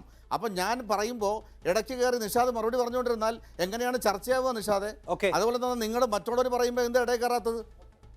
അല്ല നിഷാദെ, ഒരു കാര്യമുണ്ട്, ഞാൻ വളരെ വ്യക്തമായി പറഞ്ഞു. ഞാൻ വളരെ വ്യക്തമായി രാജ്യം ഭരിക്കുന്ന പാർട്ടിയുടെ പ്രതിനിധി എന്നുള്ള നിലയ്ക്ക് തന്നെയാണ് ഞാൻ സംസാരിക്കുന്നത്. നരേന്ദ്രമോദി സർക്കാർ അധികാരത്തിൽ വന്നതിന് ശേഷം പെട്രോളിൻ്റെയും ഡീസലിൻ്റെയും വില കൂടുകയും കുറയുകയും ചെയ്തിട്ടുണ്ട്. അത് അന്താരാഷ്ട്ര നിലവാരത്തിലുള്ള വില നിലവാരം അനുസരിച്ച് ഇവിടെ പെട്രോളിൻ്റെയും ഡീസലിൻ്റെയും വില നിലവാരം കുറയുകയും കൂടുകയും ചെയ്തിട്ടുണ്ട്. കുറയേണ്ട സാഹചര്യങ്ങൾ നിരവധി പ്രാവശ്യം വന്നു, അപ്പോൾ വില കുറച്ചിട്ടുണ്ട്. അതുകൊണ്ട് തന്നെയാണ് ഗ്യാസിൻ്റെയും ഈ രാജ്യത്ത് ഉജ്ജൽ യോജന പദ്ധതിയിലൂടെ പാവപ്പെട്ടവന് സൗജന്യമായി ഗ്യാസ് വിതരണം ചെയ്ത ഗവൺമെൻറ്റാണ്. ഈ രാജ്യത്ത് ജവഹർലാൽ നെഹ്റു മുതൽ ഈ രാജ്യത്ത് നരേന്ദ്രമോദി വരെ രാജ്യം ഭരിച്ചുകൊണ്ടിരുന്നപ്പോൾ എൻ്റെ നിഷാദെ ആരെങ്കിലും സൗജന്യമായി പാചകവാതകം ഗ്യാസ് പാവപ്പെട്ടവന് കൊടുത്തിട്ടുണ്ടോ? ഉജ്ജൽ യോജന പദ്ധതിയിലൂടെ നരേന്ദ്രമോദി ആദ്യം പറഞ്ഞ കാര്യത്തിൽ വ്യക്തത വരുത്തി പോകണം. ഞാൻ ചോദിച്ചോട്ടെ, താങ്കൾ പറഞ്ഞു വില കൂടുമ്പോ അന്താരാഷ്ട്ര മാർക്കറ്റിൽ വില കൂടുമ്പോ ഇവിടെ വില കൂടും, കുറയുമ്പോ ഇവിടെ കുറയുന്ന സാഹചര്യം ഉണ്ടായെങ്കിൽ കുറഞ്ഞിട്ടുണ്ട് എന്ന്. അന്താരാഷ്ട്ര മാർക്കറ്റിലെ ഇപ്പോഴത്തെ വില എന്താണ്? ഇവിടുത്തെ വില എന്താണ്? ഇവിടെ ഇപ്പൊ മഹാരാഷ്ട്രയിൽ 91 രൂപ വാങ്ങിക്കുന്നു, ബോംബെയിൽ 91 രൂപ മഹാരാഷ്ട്രയിൽ വാങ്ങിക്കുന്നുണ്ട് പെർ ലിറ്ററിന്. അത്രയും പൈസ അന്താരാഷ്ട്ര മാർക്കറ്റിൽ ഉണ്ടോ ശിവൻകുട്ടി? താങ്കൾ എന്ത് മനസ്സിലാക്കിയിട്ടാണ് പറയുന്നത്? അന്താരാഷ്ട്ര മാർക്കറ്റിൽ ഇപ്പോ 91 രൂപ പെർ ലിറ്ററിന് ഇവിടെ വാങ്ങിക്കാൻ തക്കവണ്ണമുള്ള വിലയുണ്ടോ? അന്താരാഷ്ട്ര മാർക്കറ്റിൽ 91 പ്രതിനിധി നടത്തപ്പോ നിങ്ങൾ കേട്ടോണ്ടിരുന്നാണല്ലോ ചെയ്തത്. അല്ല, എനിക്ക് വിധേയന്റെ ചിത്രത്തിന്റെ സിനിമയെ കുറിച്ചൊക്കെ പറഞ്ഞപ്പോ കേട്ടോണ്ടിരിക്കുകയാണല്ലോ. ഇതിനകത്ത് ഏറ്റവും ആൻസറബിൾ ആയ ഈ പാനലിലെ ആൻസറബിൾ ആയ ആൾ താങ്കളാണ്. ഈ പാനലിലെ ആൻസറബിൾ ആയ ആൾ താങ്കളാണ്. ഞാൻ ചോദിക്കുന്നത് 91 രൂപ ഇന്ത്യയിൽ പെർ ലിറ്ററിന് ഈടാക്കാൻ തക്കവണ്ണം അന്താരാഷ്ട്ര മാർക്കറ്റിൽ വിലയുണ്ടോ? എന്താണ് താങ്കൾ മനസ്സിലാക്കിയിരിക്കുന്നത്? അല്ല, ഞാൻ പറഞ്ഞല്ലോ, ഇതിനെ സംബന്ധിച്ച് വളരെ വ്യക്തമായി പെട്രോളിയം കമ്പനികളാണ് ഇക്കാര്യത്തിൽ തീരുമാനമെടുക്കുന്നത്. പെട്രോളിയം കമ്പനികൾ തീരുമാനമെടുക്കുമ്പോൾ അതിൽ ഗവൺമെൻറ് ഇടപെടേണ്ട സമയത്ത് ഇടപെടുന്നു. ഗവൺമെൻറ് ഇടപെട്ടിട്ട് ജനങ്ങൾക്ക് ബുദ്ധിമുട്ടില്ലാത്ത രീതിയിൽ വില നിലവാരം നിയന്ത്രിക്കുക എന്നുള്ളത് ഗവൺമെന്റിന്റെ ചുമതലയാണ്. അത് നരേന്ദ്രമോദി സർക്കാർ ഭംഗിയായി ജനങ്ങൾക്ക് വേണ്ടി ചെയ്തുകൊണ്ടിരിക്കുന്നു. ഒരു മാസത്തിനിടെ 100 രൂപ കൂടി ഇല്ലെന്ന് ഗ്യാസ് വെറുതെ എന്തെങ്കിലും പറയല്ലേ ശിവൻകുട്ടി? 100 രൂപ ഒരു മാസം കൊണ്ട് കൂടി, ഒറ്റ മാസത്തിലേക്ക് 100 രൂപ പെട്രോളിനും ഡീസലിനും 2 വർഷത്തെ ഏറ്റവും വലിയ പൈസയായി. ഗവൺമെന്റ് എന്ത് നിയന്ത്രിക്കുന്നു എന്നാണ്? ഇല്ലില്ല ഗവൺമെന്റ് എന്ത് നിയന്ത്രിക്കുന്നു? ഗവൺമെന്റ് എന്ത് നിയന്ത്രിക്കുന്നു എന്നാണ് താങ്കൾ പറയുന്നത്? ഗവൺമെന്റിനെ കുറിച്ചാണ് ഗവൺമെന്റ് എന്ത് നിയന്ത്രിക്കുന്നു? എന്ത് നിയന്ത്രിക്കുന്നു ഗവൺമെന്റ്? ചർച്ചയിൽ സംസാരിക്കുന്നത് എന്ത് നിയന്ത്രിക്കുന്നു? ഗ്യാസ് സൗജന്യമായി കൊടുക്കുന്ന ഒരു ഗവൺമെന്റിനെ കുറിച്ചാണ്. അത് നിഷാദ് തിരിച്ചറിയണം. നിഷാദിന് ഇത്ര ആവേശം എന്താണ്? നിഷാദ് എന്തിനാണ് ഇത്രത്തോളം ആവേശമെടുക്കുന്നത്? ഞാൻ ചോദിക്കട്ടെ, നിഷാദ് എന്തിനാണ് പാവപ്പെട്ടവർക്ക് ഗ്യാസ് കൊടുക്കുന്നതിനെ കുറിച്ച് നിഷാദ് പറയാത്തത്? സൗജന്യമായി ഗ്യാസ് കൊടുക്കുന്നതിനെ കുറിച്ച് പറയാത്തത് എന്താ? എത്രയോ പാവപ്പെട്ട കുടുംബങ്ങളാണ് നരേന്ദ്രമോദി സർക്കാരിൻ്റെ കീഴിൽ പാവപ്പെട്ട കുടുംബങ്ങൾക്ക് ഗ്യാസ് സൗജന്യമായിട്ടാണ് നിഷാദെ കിട്ടുന്നത്. അതുകൊണ്ട് പാവപ്പെട്ടവനെ ബാധിക്കുന്ന വിഷയമല്ല ഇത്. എക്സൈസ് ഡ്യൂട്ടിയെ കുറിച്ചാണ് ഞാൻ പറയുന്നത്. ശിവൻകുട്ടി, താങ്കൾ ഈ പോയിന്റിലേക്ക് ഒന്ന് വരാമോ? എക്സൈസ് ഡ്യൂട്ടി ഇങ്ങനെ കൂട്ടുന്നത് എന്തിനാണ്? എക്സൈസ് ഡ്യൂട്ടി ഇങ്ങനെ കൂട്ടുന്നത് എന്തിനാണ്? അല്ല നിഷാദെ, ഞാൻ ചോദിക്കുന്ന ഉത്തരം നിഷാദ് പറഞ്ഞില്ലല്ലോ. ഞാൻ സ്കൂൾ വിദ്യാർത്ഥി അല്ല നിഷാദെ. നിഷാദ് ചോദിക്കുന്നതിന് മറുപടി പറയാൻ ഞാൻ സ്കൂൾ വിദ്യാർത്ഥി മാത്രമല്ലല്ലോ. ഞാൻ ചർച്ചയിലാണ് പങ്കെടുക്കുന്നത്. ഇവിടെ ചർച്ചയിൽ പങ്കെടുക്കുമ്പോൾ നിങ്ങളുടെ ഉദ്ദേശം എനിക്കും തിരിച്ചറിയാൻ കഴിയുമല്ലോ. അപ്പോൾ നിങ്ങൾ അവതരിപ്പിക്കുന്ന വിഷയത്തിൻ്റെ എല്ലാ രാഷ്ട്രീയവും എനിക്കും അറിയാമല്ലോ. അതിനടിസ്ഥാനത്തിലാണല്ലോ ഞാനും മറുപടി പറയുന്നത്. അതുകൊണ്ടാണ് ഞാൻ പറയുന്നത്, ഇവിടെ പാവപ്പെട്ടവന് ഗ്യാസ് സൗജന്യമായി കൊടുക്കുന്നത് കാണാനുള്ള കാഴ്ച നിഷാദിനില്ലല്ലോ. അതുകൊണ്ട് നിഷാദ് പറയുന്നില്ല, അത് അവതരിപ്പിക്കുന്നില്ല. ഞാൻ ചോദിച്ചോട്ടെ, ഇവിടുത്തെ പാവപ്പെട്ടവന് സൗജന്യമായി ഗ്യാസ് കൊടുക്കുന്ന ഒരു ഗവൺമെൻറ്റാണ്. അതെന്ത് തിരിച്ചറിയാത്തത്? പിന്നെ സബ്സിഡി വരുന്നില്ല എന്ന് നിഷാദ് അങ്ങനെ പറയും. സബ്സിഡി കൃത്യമായി കൊടുക്കുന്ന ഒരു ഗവൺമെൻറ്റാണിത്. അപ്പോൾ ഈ രാജ്യത്തെ ജനങ്ങൾക്ക് പാവപ്പെട്ടവർക്കും എല്ലാവിധ സഹായങ്ങൾ ചെയ്തു കൊടുക്കുന്ന ഗവൺമെൻറ്റാണ്. ആ ഗവൺമെൻറ്റിനെ കുറിച്ചാണ് ഈ ചർച്ചയിൽ പങ്കെടുക്കുന്നവർ ഇവിടെ ഇരുന്ന് വീരവാദ കോലാഹലങ്ങൾ നടത്തുന്നത്. ഏതെങ്കിലും മേഖലയിൽ ആരെങ്കിലും പറയാറുണ്ടോ BJPയുടെ നരേന്ദ്രമോദി സർക്കാരും ദേശീയ ജനാധിപത്യ സർക്കാർ പാവപ്പെട്ടവന്റെ സർക്കാരാണ് നിഷാദെ? ഈ പെട്രോളിന്റെയും ഗവൺമെന്റ് ഇടപെട്ടത് പരിഹരിക്കുകയാണ്. പാവപ്പെട്ടവന് പെട്രോൾ ബങ്കിൽ പോയ വിലക്കുറവ് വല്ലതും ഉണ്ടോ? പാവപ്പെട്ടവനടക്കം പെട്രോളിന്റെയും ഡീസലിന്റെയും വില പാവപ്പെട്ടവൻ ഒരു സ്കൂട്ടർ കൊണ്ട് പെട്രോൾ ബങ്കിൽ പോയ വില കുറച്ചിട്ടുണ്ട്. പാവപ്പെട്ടവൻ 85 കൊടുക്കണ്ടേ? എത്രയോ പ്രാവശ്യം പെട്രോളിന്റെയും ഡീസലിന്റെയും വില കുറച്ചിട്ടുണ്ട്. എവിടെ കുറച്ചു? പെട്രോളിന്റെയും ഡീസലിന്റെയും 50 രൂപയ്ക്ക് കൊടുക്കാൻ പറ്റുന്ന സാഹചര്യം ഡീസലിന്റെയും വില 50 രൂപയ്ക്ക് കൊടുക്കാൻ കഴിയുന്ന സാഹചര്യം ഇപ്പോൾ ഉണ്ടെന്ന്. 50 രൂപയ്ക്ക് കൊടുക്കാൻ കഴിയുന്ന സാഹചര്യം ഇപ്പോൾ കുറച്ചിട്ടുണ്ട് ഈ സർക്കാർ. പെട്രോളിന്റെയും ഡീസലിന്റെയും വില നിരവധി തവണ കുറച്ച ഗവൺമെന്റാണ് നരേന്ദ്രമോദി സർക്കാർ. അതിന് വ്യക്തതയുണ്ട്. അതിന് വ്യക്തതയുണ്ട്, തെളിവുണ്ട്. അതുകൊണ്ട് നിഷാദ് ഒരു സമയത്ത് ഒരു അല്ല, എവിടെയെങ്കിലും ശിവൻകുട്ടി ഒരു ഇപ്പോ എന്താണ് കുറയ്ക്കാത്തതെന്ന് പറ താങ്കൾ. പിടിച്ചുകൊണ്ട് ചർച്ച ചെയ്യുന്നത് ശിവൻകുട്ടി ഇപ്പോ ജനാധിപത്യത്തിൽ എന്താണ് നല്ലതാണ്. കുറയ്ക്കാത്തത്? പക്ഷേ ശിവൻകുട്ടി ഇപ്പോ ഗവൺമെന്റിനെ എന്താണ് കുറയ്ക്കാത്തത്? സംബന്ധിച്ചിടത്തോളം ഗവൺമെന്റിന് ശിവൻകുട്ടി വ്യക്തതയുണ്ട്. ഇപ്പോ എന്താണ് ഈ കുറയ്ക്കാത്തത്? രാജ്യത്തെ പാവപ്പെട്ടവർക്ക് വേണ്ടി നിലകൊള്ളുന്ന ശിവൻകുട്ടി ഗവൺമെന്റാണ് ഇപ്പോ എന്താണ് നരേന്ദ്രമോദി പെട്രോളിന്റെ? സർക്കാർ. താങ്കൾ പറഞ്ഞു നിരവധി തവണ സർക്കാർ കുറച്ചിട്ടുണ്ടെന്ന്. ഇപ്പൊ എന്താ കുറയ്ക്കാത്തത്? ഇപ്പൊ അന്താരാഷ്ട്ര മാർക്കറ്റ് വില കുറവാണല്ലോ. അല്ല, അത് കുറയ്ക്കേണ്ട സമയത്ത് കുറയ്ക്കും നിഷാദ്. ഏത് സമയമാണ്? ആ സമയം ഏതാണ്? സമയത്ത് കുറയ്ക്കും. ആ സമയം ഏതാണ്? നിഷാദ് അക്കാര്യത്തിൽ വേദനിക്കേണ്ട. ഇവിടെ ഞാൻ വളരെ വ്യക്തമായി തന്നെയാണ് എന്റെ കാറിന് പെട്രോൾ പറയുന്നത്. അടിക്കുന്നത് ഈ നരേന്ദ്രമോദി പൈസ സർക്കാർ കൊടുത്തിട്ടാണെന്ന്. ഒരു കാലഘട്ടത്തിലും നരേന്ദ്രമോദി സർക്കാർ നിഷാദെ ഒരു കാലഘട്ടത്തിലും വില നിലവാരം വർദ്ധിപ്പിക്കില്ല. വില നിലവാരം പിടിച്ചു നിർത്തിയ ഗവൺമെന്റാണ് നരേന്ദ്രമോദി സർക്കാർ.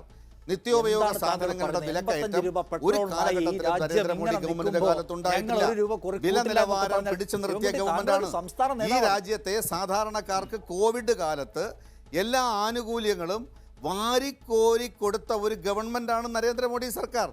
എവിടെയാണ് പാവപ്പെട്ടവൻ പട്ടിണി കിടക്കുന്നത് ഈ രാജ്യത്ത്? ജെയ്സി തോമസ്, നിഷാദേ, ജെയ്സി തോമസ്, ഏതെങ്കിലും ജെയ്സി പാവപ്പെട്ട തോമസ്, ഒരുത്തൻ ഇവിടെ ജെയ്സി പട്ടിണി തോമസ് കിടക്കുന്നുണ്ടോ? കേൾക്കൂ, ജെയ്സി ഇത് കേൾക്കൂ. ഞാൻ പറയാം ശിവൻകുട്ടി, ഞാൻ പറയാം ജെയ്ക്ക് ഇത് കേൾക്കൂ. വലിയ തോതിലുള്ള ക്ഷേമ പ്രവർത്തനങ്ങൾ നടത്തുന്നുണ്ട് രാജ്യത്ത്. പാവപ്പെട്ടവർക്ക് ഗ്യാസ് വെറുതെ കൊടുക്കുന്നുണ്ട്. വലിയ തോതിലുള്ള വെൽഫെയർ പ്രോജക്റ്റുകൾ സർക്കാർ നടപ്പിലാക്കുകയാണ്. ജയിക്ക് രാജ്യം മുഴുവൻ കോവിഡ് പ്രതിസന്ധി നിൽക്കുമ്പോൾ പാവപ്പെട്ടവരെ മുഴുവൻ കെയർ ചെയ്യാണ് സർക്കാർ. അതിന് വലിയ തോതിൽ പണം ആവശ്യമുണ്ട്. ആ പണം ഇങ്ങനെയാണ് പിരിച്ചെടുക്കുന്നത്. ഒരു വശത്തു കൂടി പണം ഈടാക്കുമ്പോഴേ മറുവശത്ത് വലിയ തോതിലുള്ള വെൽഫെയർ നടപ്പിലാക്കുന്നുണ്ട്. അതിനാണ് പൈസ, അല്ലാതെ എടുത്ത് വീട്ടിൽ കൊണ്ടുപോകുന്നില്ല എന്നാണ്. ഞാൻ ചർച്ചയിൽ പറയുന്ന കാര്യങ്ങൾ അതായത് വ്യക്തമായി തന്നെ ഈ BJP നേതാക്കന്മാരുടെ ഒരു പൊതുവായ സവിശേഷത ഇദ്ദേഹത്തിന്റെ പൊതുവാക്കുകൾ ഇതൊക്കെ പ്രകടമാണ്. അതായത് ഇതേ നികുതി പണം അല്ല, അദ്ദേഹം ഒന്ന് അവസാനിപ്പിച്ചാൽ എനിക്ക് തുടരായിരുന്നു. രാജ്യത്തിന്റെ വികസന പ്രവർത്തനങ്ങൾ Yes, നടത്തുന്നത് വികസന പ്രവർത്തനത്തിനാണ്. പണം വികസന പ്രവർത്തനത്തിന് ഉപയോഗിച്ചുകൊണ്ട് പെട്രോളിനാണല്ലോ. തന്നെയാണ് വികസന പ്രവർത്തനത്തിന് കോർപ്പറേറ്റ് ടാക്സ് കൂട്ടരുത്, ഇതേ കൂട്ടാവൂ. ഇതാവുമ്പോൾ സാധാരണക്കാരന്റെ പോക്കറ്റിൽ നിന്ന് എടുക്കാമല്ലോ. ജയിക്ക് പറയൂ, ജയിക്ക് പറയൂ. അല്ല, അതല്ല, പൊതുവിൽ ഇന്ത്യയിലുള്ള BJP നേതാക്കന്മാരുടെ ഒരു പൊതു സവിശേഷത ഇവിടെ ചർച്ചയിൽ പങ്കെടുക്കുന്ന ബഹുമാനിയനായ പ്രതിനിധിയുടെ വാക്കുകളുമുണ്ട്. ഇദ്ദേഹത്തിന്റെ സംസ്ഥാന അധ്യക്ഷൻ മുമ്പ് നമ്മളെയൊക്കെ ഒന്ന് ചിരിപ്പിച്ചിട്ടുണ്ടായിരുന്നു. നോട്ട് നിരോധനം നടപ്പിലാക്കിയപ്പോൾ എന്താ പറഞ്ഞത്? 50 രൂപയ്ക്ക് പെട്രോൾ കിട്ടുമ്പോൾ ഈ ചർച്ചയും ഈ വർത്തമാനവും ഒക്കെ കാണണം. അതിനുശേഷം ഇദ്ദേഹത്തെ പോലുള്ള ആളുകളെ പിന്നീട് ഇപ്പോഴാണ് കാണുന്നത്. 50 രൂപയ്ക്ക് എന്തായാലും ബഹുമാനിയനായ BJPയുടെ പ്രതിനിധി ഞാനും ഒക്കെ പെട്രോൾ ഉപയോഗിക്കുന്നുണ്ടല്ലോ, വളരെ സന്തോഷം. 15 ലക്ഷം രൂപ അക്കൗണ്ടിലേക്ക് എത്തിച്ചു തരുമെന്നായിരുന്നു അങ്ങയുടെ ആദരണീയരായ പ്രധാനമന്ത്രിയുടെ മറ്റൊരു സുപ്രസിദ്ധിയാർജിച്ച പ്രഖ്യാപനം. ആ 15 ലക്ഷം ഇപ്പോഴും ഇന്ത്യയിലെ ലോകമെമ്പാടുമുള്ള ജനങ്ങൾ ആസ്വദിച്ച് ഉപയോഗിച്ചുകൊണ്ടിരിക്കുകയാണ്. ഇതിനെ സംബന്ധിച്ച് പ്രകടന പത്രികയെക്കുറിച്ച് നിങ്ങളുടെ ഇപ്പോഴത്തെ ഗവർണർ, മുൻ BJPയുടെ സംസ്ഥാന അധ്യക്ഷൻ, അദ്ദേഹത്തോട് ചോദിച്ചപ്പോൾ അതൊക്കെ വെറും കോമഡിയല്ലേ, ഇതൊക്കെ കേട്ടിട്ട് ഈ നാട്ടിൽ ആരെങ്കിലും വോട്ട് ചെയ്യാമോ എന്നാണ് ചോദിച്ചത്. അതിന്റെ ബാക്കി പത്രമായിട്ട് ഇപ്പോഴത്തെ സംസ്ഥാന പ്രസിഡന്റ് പറയുന്നുണ്ട്, അന്ന് ഞങ്ങൾ വണ്ടി നിർത്തിയെങ്കിൽ കണക്കായി പോയി, ഇപ്പോൾ നീയൊക്കെ പോയി വണ്ടി നിർത്തിക്കോ, ഇതൊക്കെയാണ് പറയുന്നത്. പിന്നെ അദ്ദേഹം പറയുന്നുണ്ട് ഉജ്ജൽ യോജന പാവങ്ങൾക്ക് ക്ഷേമം എത്തിച്ചു, സബ്സിഡി എത്തിച്ചു എന്ന്. പച്ചക്കള്ളം ഇങ്ങനെ ഒരു അവകാശവാദം പോലെ ഒരു BJPയുടെ പ്രതിനിധി വന്നിട്ട് വിളിച്ചു പറയാമോ? എന്താ നമ്മുടെ നാട്ടിലെ യാഥാർത്ഥ്യം? അദ്ദേഹം പറയുന്നുണ്ട് BJP ഗവൺമെന്റ് ഒരു ഒറ്റത്തവണ പോലും വില വർദ്ധിപ്പിച്ചില്ല എന്നുള്ളത്. ആരാ വില വർദ്ധിപ്പിക്കുന്നത്?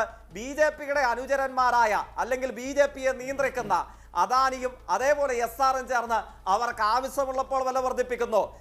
രാജ്യത്തെ സാധാരണക്കാരുടെ പിച്ചച്ചട്ടിയിൽ നിന്നും പണം പിടിച്ചു വാങ്ങി അതിന്റെ ഒരു വിഹിതം നക്കാപ്പിച്ച എന്ന വണ്ണം അങ്ങ് ഉൾപ്പെടെയുള്ള BJP രാഷ്ട്രീയ പ്രസ്ഥാനത്തിന്റെ നേതാക്കന്മാർക്ക് സംഭാവനയായി നൽകുന്നു. ഇതല്ലേ രാജ്യം കണ്ടുകൊണ്ടിരിക്കുന്നത്? ഈ യാഥാർത്ഥ്യത്തിനാണോ ഇന്ത്യയിലെ ജനങ്ങൾ വില കൊടുക്കേണ്ടി വരുന്നത്?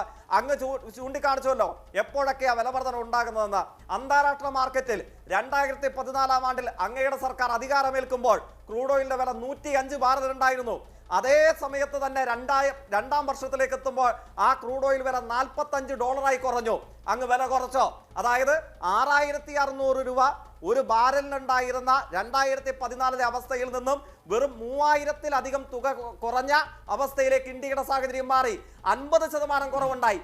50% കുറവ് അന്താരാഷ്ട്ര വിപണിയിൽ ഉണ്ടായിട്ട് 50-ന്റെ ഒരു 5% അല്ലെങ്കിൽ ഒരു 10% വിലക്കുറവ് ഈ രാജ്യത്തെ ജനങ്ങൾക്ക് നിങ്ങൾ കൊടുത്തോ? മുഴുവനും തട്ടിച്ചുകൊണ്ട് ഈ രാജ്യത്തെ കോർപ്പറേറ്റുകൾക്ക് കൊടുത്തില്ലേ?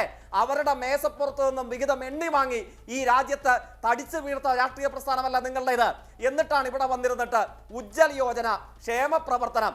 നമ്മുടെ നാട്ടിൽ അരിയാഹാരം കഴിക്കുന്നവരുടെ മുഖത്ത് നോക്കി നിങ്ങൾ പരിഹസിക്കുകയല്ലേ? അവരെ നോക്കി നിങ്ങൾ പുച്ഛിക്കുകയല്ലേ ചെയ്യുന്നത്? എന്ത് ക്ഷേമ പ്രവർത്തനം? ലക്ഷോപലക്ഷം വരുന്ന അതിഥി തൊഴിലാളികൾ ഈ നാട്ടിൽ പണിയില്ലാതായി ഈ രാജ്യത്ത്. നൂറുകണക്കിന് വരുന്ന മനുഷ്യായുസുകൾ നമ്മുടെ നാട്ടിൽ മരിച്ചു വീണു. ഇപ്പോഴുണ്ടല്ലോ നിങ്ങൾ നടത്തിയ ക്ഷേമ പ്രവർത്തനങ്ങളുടെ മിച്ചഫലം എന്താണ്? ഇവിടുത്തെ കർഷകാത്മഹത്യയുടെ റേറ്റ് അങ്ങയോട് ചോദിച്ചു, അങ്ങയുടെ സർക്കാരിനോട് ഒരക്ഷരം കമാമിണ്ടിയിട്ടില്ല.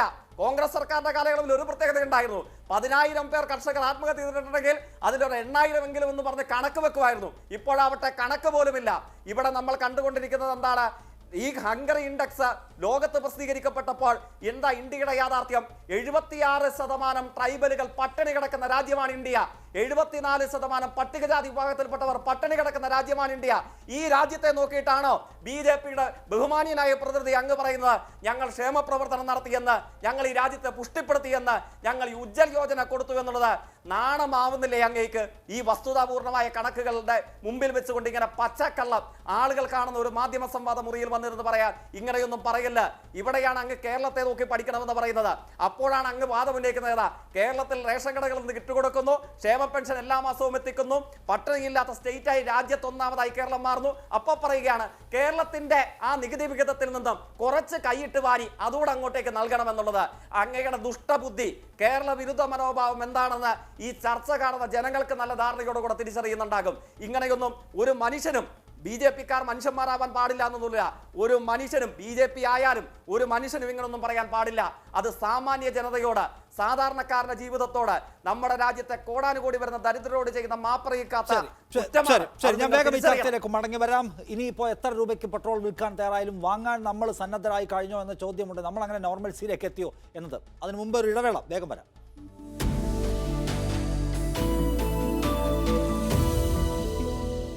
ഫസ്റ്റ് ഡിബേറ്റിലേക്ക് വീണ്ടും സ്വാഗതം. അടിക്കടി ഉയർത്തപ്പെടുന്ന ഇന്ധനവിലയാണ് നമ്മുടെ വിഷയം. ഡോക്ടർ സരിൻ, കോൺഗ്രസ് നേതാവ്, തുടരുന്നു. സരിൻ, വലിയ പ്രശ്നമാണല്ലോ, സാധാരണക്കാരായ മുഴുവൻ മനുഷ്യരെയും പ്രതിദിനം ബാധിക്കുന്ന ഒരു വിഷയം. പക്ഷെ അതിൻ്റെ ഗൗരവ സ്വഭാവത്തിലുള്ള ഒരു പ്രതിഷേധമോ ഒരു പ്രൊട്ടസ്റ്റോ സമരമോ ഒന്നും രാജ്യത്താകെ പൊതുസ്വഭാവത്തിൽ ഉയർന്നു വരുന്നില്ല എന്നൊരു പ്രശ്നമുണ്ട്. അപ്പോൾ താങ്കളുടെ പാർട്ടിക്കടക്കം വലിയ ഉത്തരവാദിത്തമുള്ള ഒരു സംഗതിയാണ്. പക്ഷേ അങ്ങനെ ഉണ്ടാവുന്നില്ല ഒന്ന്, അങ്ങനെ കോർഡിനേറ്റ് ചെയ്യപ്പെടുന്നില്ല ഒന്ന് എന്ന പ്രശ്നത്തെ കാണുന്നില്ലേ? നിഷാദ്, ഇവിടെ ഇന്ത്യൻ ജനതയുടെ ഒരു പൊതു ഒരു സ്വഭാവത്തെ കൂടി നമ്മൾ ഇവിടെ കണക്കിലെടുക്കണം. ഇന്ത്യൻ സൈക്കി എന്ന് പറയുന്നത്, ഉദാഹരണത്തിന് ഇപ്പൊ UPA സർക്കാരിൻ്റെതായി പറയപ്പെട്ടിരുന്ന, ഞാൻ വീണ്ടും ആവർത്തിക്കുന്നു, പറയപ്പെട്ടിരുന്ന അഴിമതിയുടെ പേരിൽ ഇന്ത്യ എഗെയിൻസ്റ്റ് കറപ്ഷൻ എന്ന് പറഞ്ഞ വളരെ ന്യൂട്രൽ ആയിട്ടുള്ള പൊതുസമ്മതരായിട്ടുള്ള ആളുകൾ ഉയർത്തിക്കൊണ്ടുവരുന്ന ഒരു പ്രക്ഷോഭമായിട്ടാണ് 2011 UPAക്കെതിരെയുള്ള ഭരണവിരുദ്ധ വികാരത്തെ മുതലെടുത്തുകൊണ്ട് കാര്യങ്ങളെ സമരരൂപത്തിൽ അവതരിപ്പിക്കപ്പെട്ടത്. കാരണം ഏതൊരു രാഷ്ട്രീയ പ്രസ്ഥാനം ഏറ്റെടുക്കുമ്പോഴും ആ രാഷ്ട്രീയ പ്രസ്ഥാനം ജനങ്ങളോട് പറയാൻ ശ്രമിക്കുന്നതിൽ ജനങ്ങൾ അത് ഉൾക്കൊള്ളണമെന്ന് നിർബന്ധ ബുദ്ധി തീർത്തും നമ്മുടെ ജനങ്ങൾക്ക് ഇല്ലാത്തത് കൊണ്ടും അതിൽ അവർ കാണുന്ന രാഷ്ട്രീയ ഇലാഖ തിരിച്ചറിയാൻ ജനങ്ങൾക്ക് പറ്റുന്നത് കൊണ്ടും അങ്ങനെ ഒരു പൊതുബോധത്തിന്റെ കൂടെ അവർ നിൽക്കില്ലായിരുന്നു. അതുകൊണ്ടായിരിക്കാം വളരെ കൃത്യമായി ബോധപൂർവം ഇന്ത്യ എഗെയിൻസ്റ്റ് കറപ്ഷൻ എന്ന് പറഞ്ഞ ഒരു പ്ലാറ്റ്ഫോം ഉണ്ടാക്കിയെടുത്ത് സമരത്തിലേക്ക് BJP വളരെ കൃത്യമായി നുഴഞ്ഞു കയറുകയും BJP മുഖങ്ങൾ അവിടെ വ്യക്തമായി സ്ഥാപിച്ചെടുക്കുകയും ഒക്കെ ചെയ്ത ഒരു രീതി ഇന്ത്യ കണ്ടതാണ്. ഞാൻ ഇപ്പോഴും വിശ്വസിക്കുന്നത് ഈ രാജ്യം പുതിയ ഒരു തരം സമര രീതിയെ ആവശ്യപ്പെടുന്നുണ്ട്. ആ ആവശ്യപ്പെടുന്ന സമര രീതിക്ക് മുന്നേറ്റം അല്ലെങ്കിൽ അതിന് ഏറ്റവും കൂടുതൽ മുന്നിൽ നിന്ന് നയിക്കാനുള്ള കെൽപ്പ് ഇന്ത്യൻ നാഷണൽ കോൺഗ്രസിനാണ്. പക്ഷേ ഇന്ത്യയുടെ മനസ്സ് പരുവപ്പെടുത്തി എടുക്കുക എന്ന് പറയുന്നത് നാനാ വിഷയങ്ങൾ ഒരേ സമയം സംഭവിച്ചു കൊണ്ടിരിക്കുമ്പോൾ വിഷയങ്ങളുടെ മർമ്മം അനുസരിച്ച് ജനമനസ്സുകളെ അതിലേക്ക് ഒരുക്കിയെടുക്കുക എന്നുള്ള രാഷ്ട്രീയ പ്രതിപക്ഷത്തിന്റെ ധർമ്മമാണ് കോൺഗ്രസ് നിറവേറ്റേണ്ടത്. ഇവിടെ ഒരു അടിസ്ഥാനപരമായ വിഷയമുണ്ട്. അത് കർഷകരുമായി ബന്ധപ്പെട്ടിട്ടുള്ള ബില്ലുമായി ബന്ധപ്പെട്ടുള്ള വിഷയമാണ്. മുൻപുണ്ടായിരുന്നത് പൗരത്വ ബില്ലുമായി ബന്ധപ്പെട്ടിട്ടുള്ളതായപ്പോൾ അതിന്റെ മുന്നിൽ നിരയിൽ തന്നെ ഈ രാഷ്ട്രീയ പ്രസ്ഥാനം ഇന്ത്യൻ നാഷണൽ കോൺഗ്രസ് ഉണ്ടായിരുന്നു, മറ്റ് ജനാധിപത്യ ചേരിയിൽ നിൽക്കുന്ന പ്രസ്ഥാനങ്ങളും ഉണ്ടായിരുന്നു. ഇപ്പോഴത്തെ സാഹചര്യത്തിലും ഏറ്റവും മുന്നിൽ നിന്ന് കോൺഗ്രസ് ഇതിനെ പടനയിക്കുന്നു എന്ന് കണ്ടു കഴിഞ്ഞാൽ വളരെ എളുപ്പത്തിൽ BJPയുടെ ഒരു മെഷീനറി വെച്ച് കോൺഗ്രസ് ഇവിടെ ഉണ്ടാക്കിയെടുക്കാൻ ശ്രമിക്കുന്ന ഭരണവിരുദ്ധ വികാരത്തെയാണെന്നും അതിൽ ആത്മാർത്ഥതയില്ല എന്നും പറഞ്ഞ് സ്ഥാപിക്കുമ്പോൾ ജനം വിശ്വസിക്കുന്ന തരത്തിലേക്ക് അത് വീണു പോകാൻ സാധ്യതയുണ്ട്. അതുകൊണ്ട് തന്നെ ഞാൻ ആവർത്തിച്ച് പറയുന്നു, വിസിബിൾ ആയിട്ട് കോൺഗ്രസിനെ കാണുന്നില്ല എന്നുള്ള നിഷാദിന്റെ പരാതി ഞാൻ വളരെ കൗതുകം തോന്നുകയാണ് സരിൻ. അങ്ങനെ ഒരു വാദം അത് രാഷ്ട്രീയ സമരമായി അങ്ങനെ നിങ്ങൾ എങ്ങനെ പൊളിറ്റിക്സ്, അങ്ങനെ രാഷ്ട്രീയ പ്രവർത്തനം എങ്ങനെ നടത്തുകയും മുഖ്യധാരയിൽ വന്നാൽ കുഴപ്പമാണെന്ന് നോക്കൂ. CPIM-ന്റെ നേതൃത്വത്തിലുള്ള സംഘടനകൾ എവിടെയെല്ലാം ആളുകളെ സംഘടിപ്പിക്കുന്നു. പോട്ടെ, നിങ്ങൾ മുഖ്യധാരയിൽ വരണ്ട.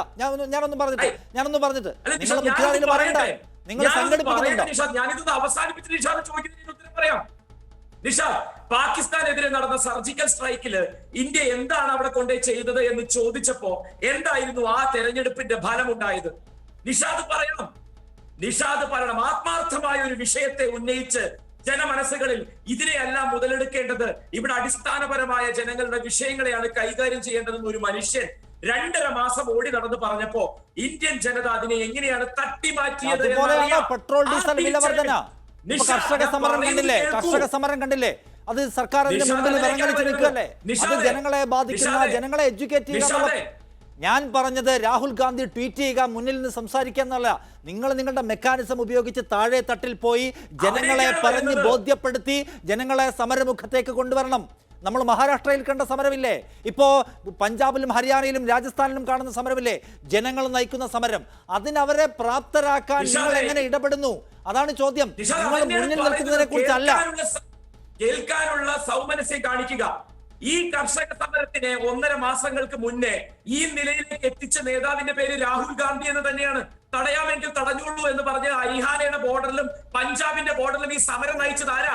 നിങ്ങളെ ഈ നിഷാദ് ഓശാന പാടുന്ന ഇടതുപക്ഷമാണോ? നിഷാദ്, വസ്തുതകളെ വളച്ചൊടിച്ച് സംസാരിക്കരുത്.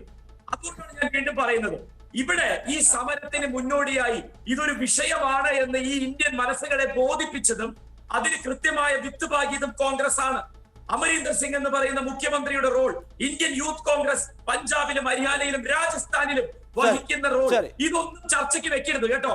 എന്നിട്ട് നിങ്ങൾ ഈ ചോന്ന കൊടു നിറത്തിന്റെ പിന്നാലെ പോകണം. മഹാരാഷ്ട്രയിൽ ഉണ്ടായി എന്ന് പറയുന്നത്, രാജസ്ഥാനിലും പഞ്ചാബിലും എന്താ സംഭവിക്കുന്നത്? അവിടെ ആരാണ് ഈ സമരത്തെ മുന്നിൽ നയിക്കുന്നത്? കോൺഗ്രസിന്റെ കൊടി പാറാത്തതാണോ നിങ്ങളുടെ പ്രശ്നം? കോൺഗ്രസ്സുകാര് ഇല്ലായിരുന്നെങ്കിൽ ഈ സമരങ്ങൾ എവിടെയും എത്തില്ല എന്ന് നിഷാദ് ദയവ് ചെയ്ത് സമ്മതിക്കുക. ആദ്യം ആ സമരങ്ങളെ മുന്നോട്ട് കൊണ്ടുപോകേണ്ടത് സമരങ്ങൾ വിജയിക്കുക എന്ന ലക്ഷ്യത്തിലേക്ക് ആയിരിക്കണം. മറുപടിയിലേക്ക് പറഞ്ഞതിന് മുൻപ് എനിക്ക് എം കെ ഹരിദാസ്, ഞാൻ ചോദിക്കാൻ വന്ന കാര്യം, ഈ ആളുകൾ ഇത് എത്രത്തോളം, ആളുകൾക്ക് എത്ര പ്രശ്നമുണ്ട് എന്നതാണ്.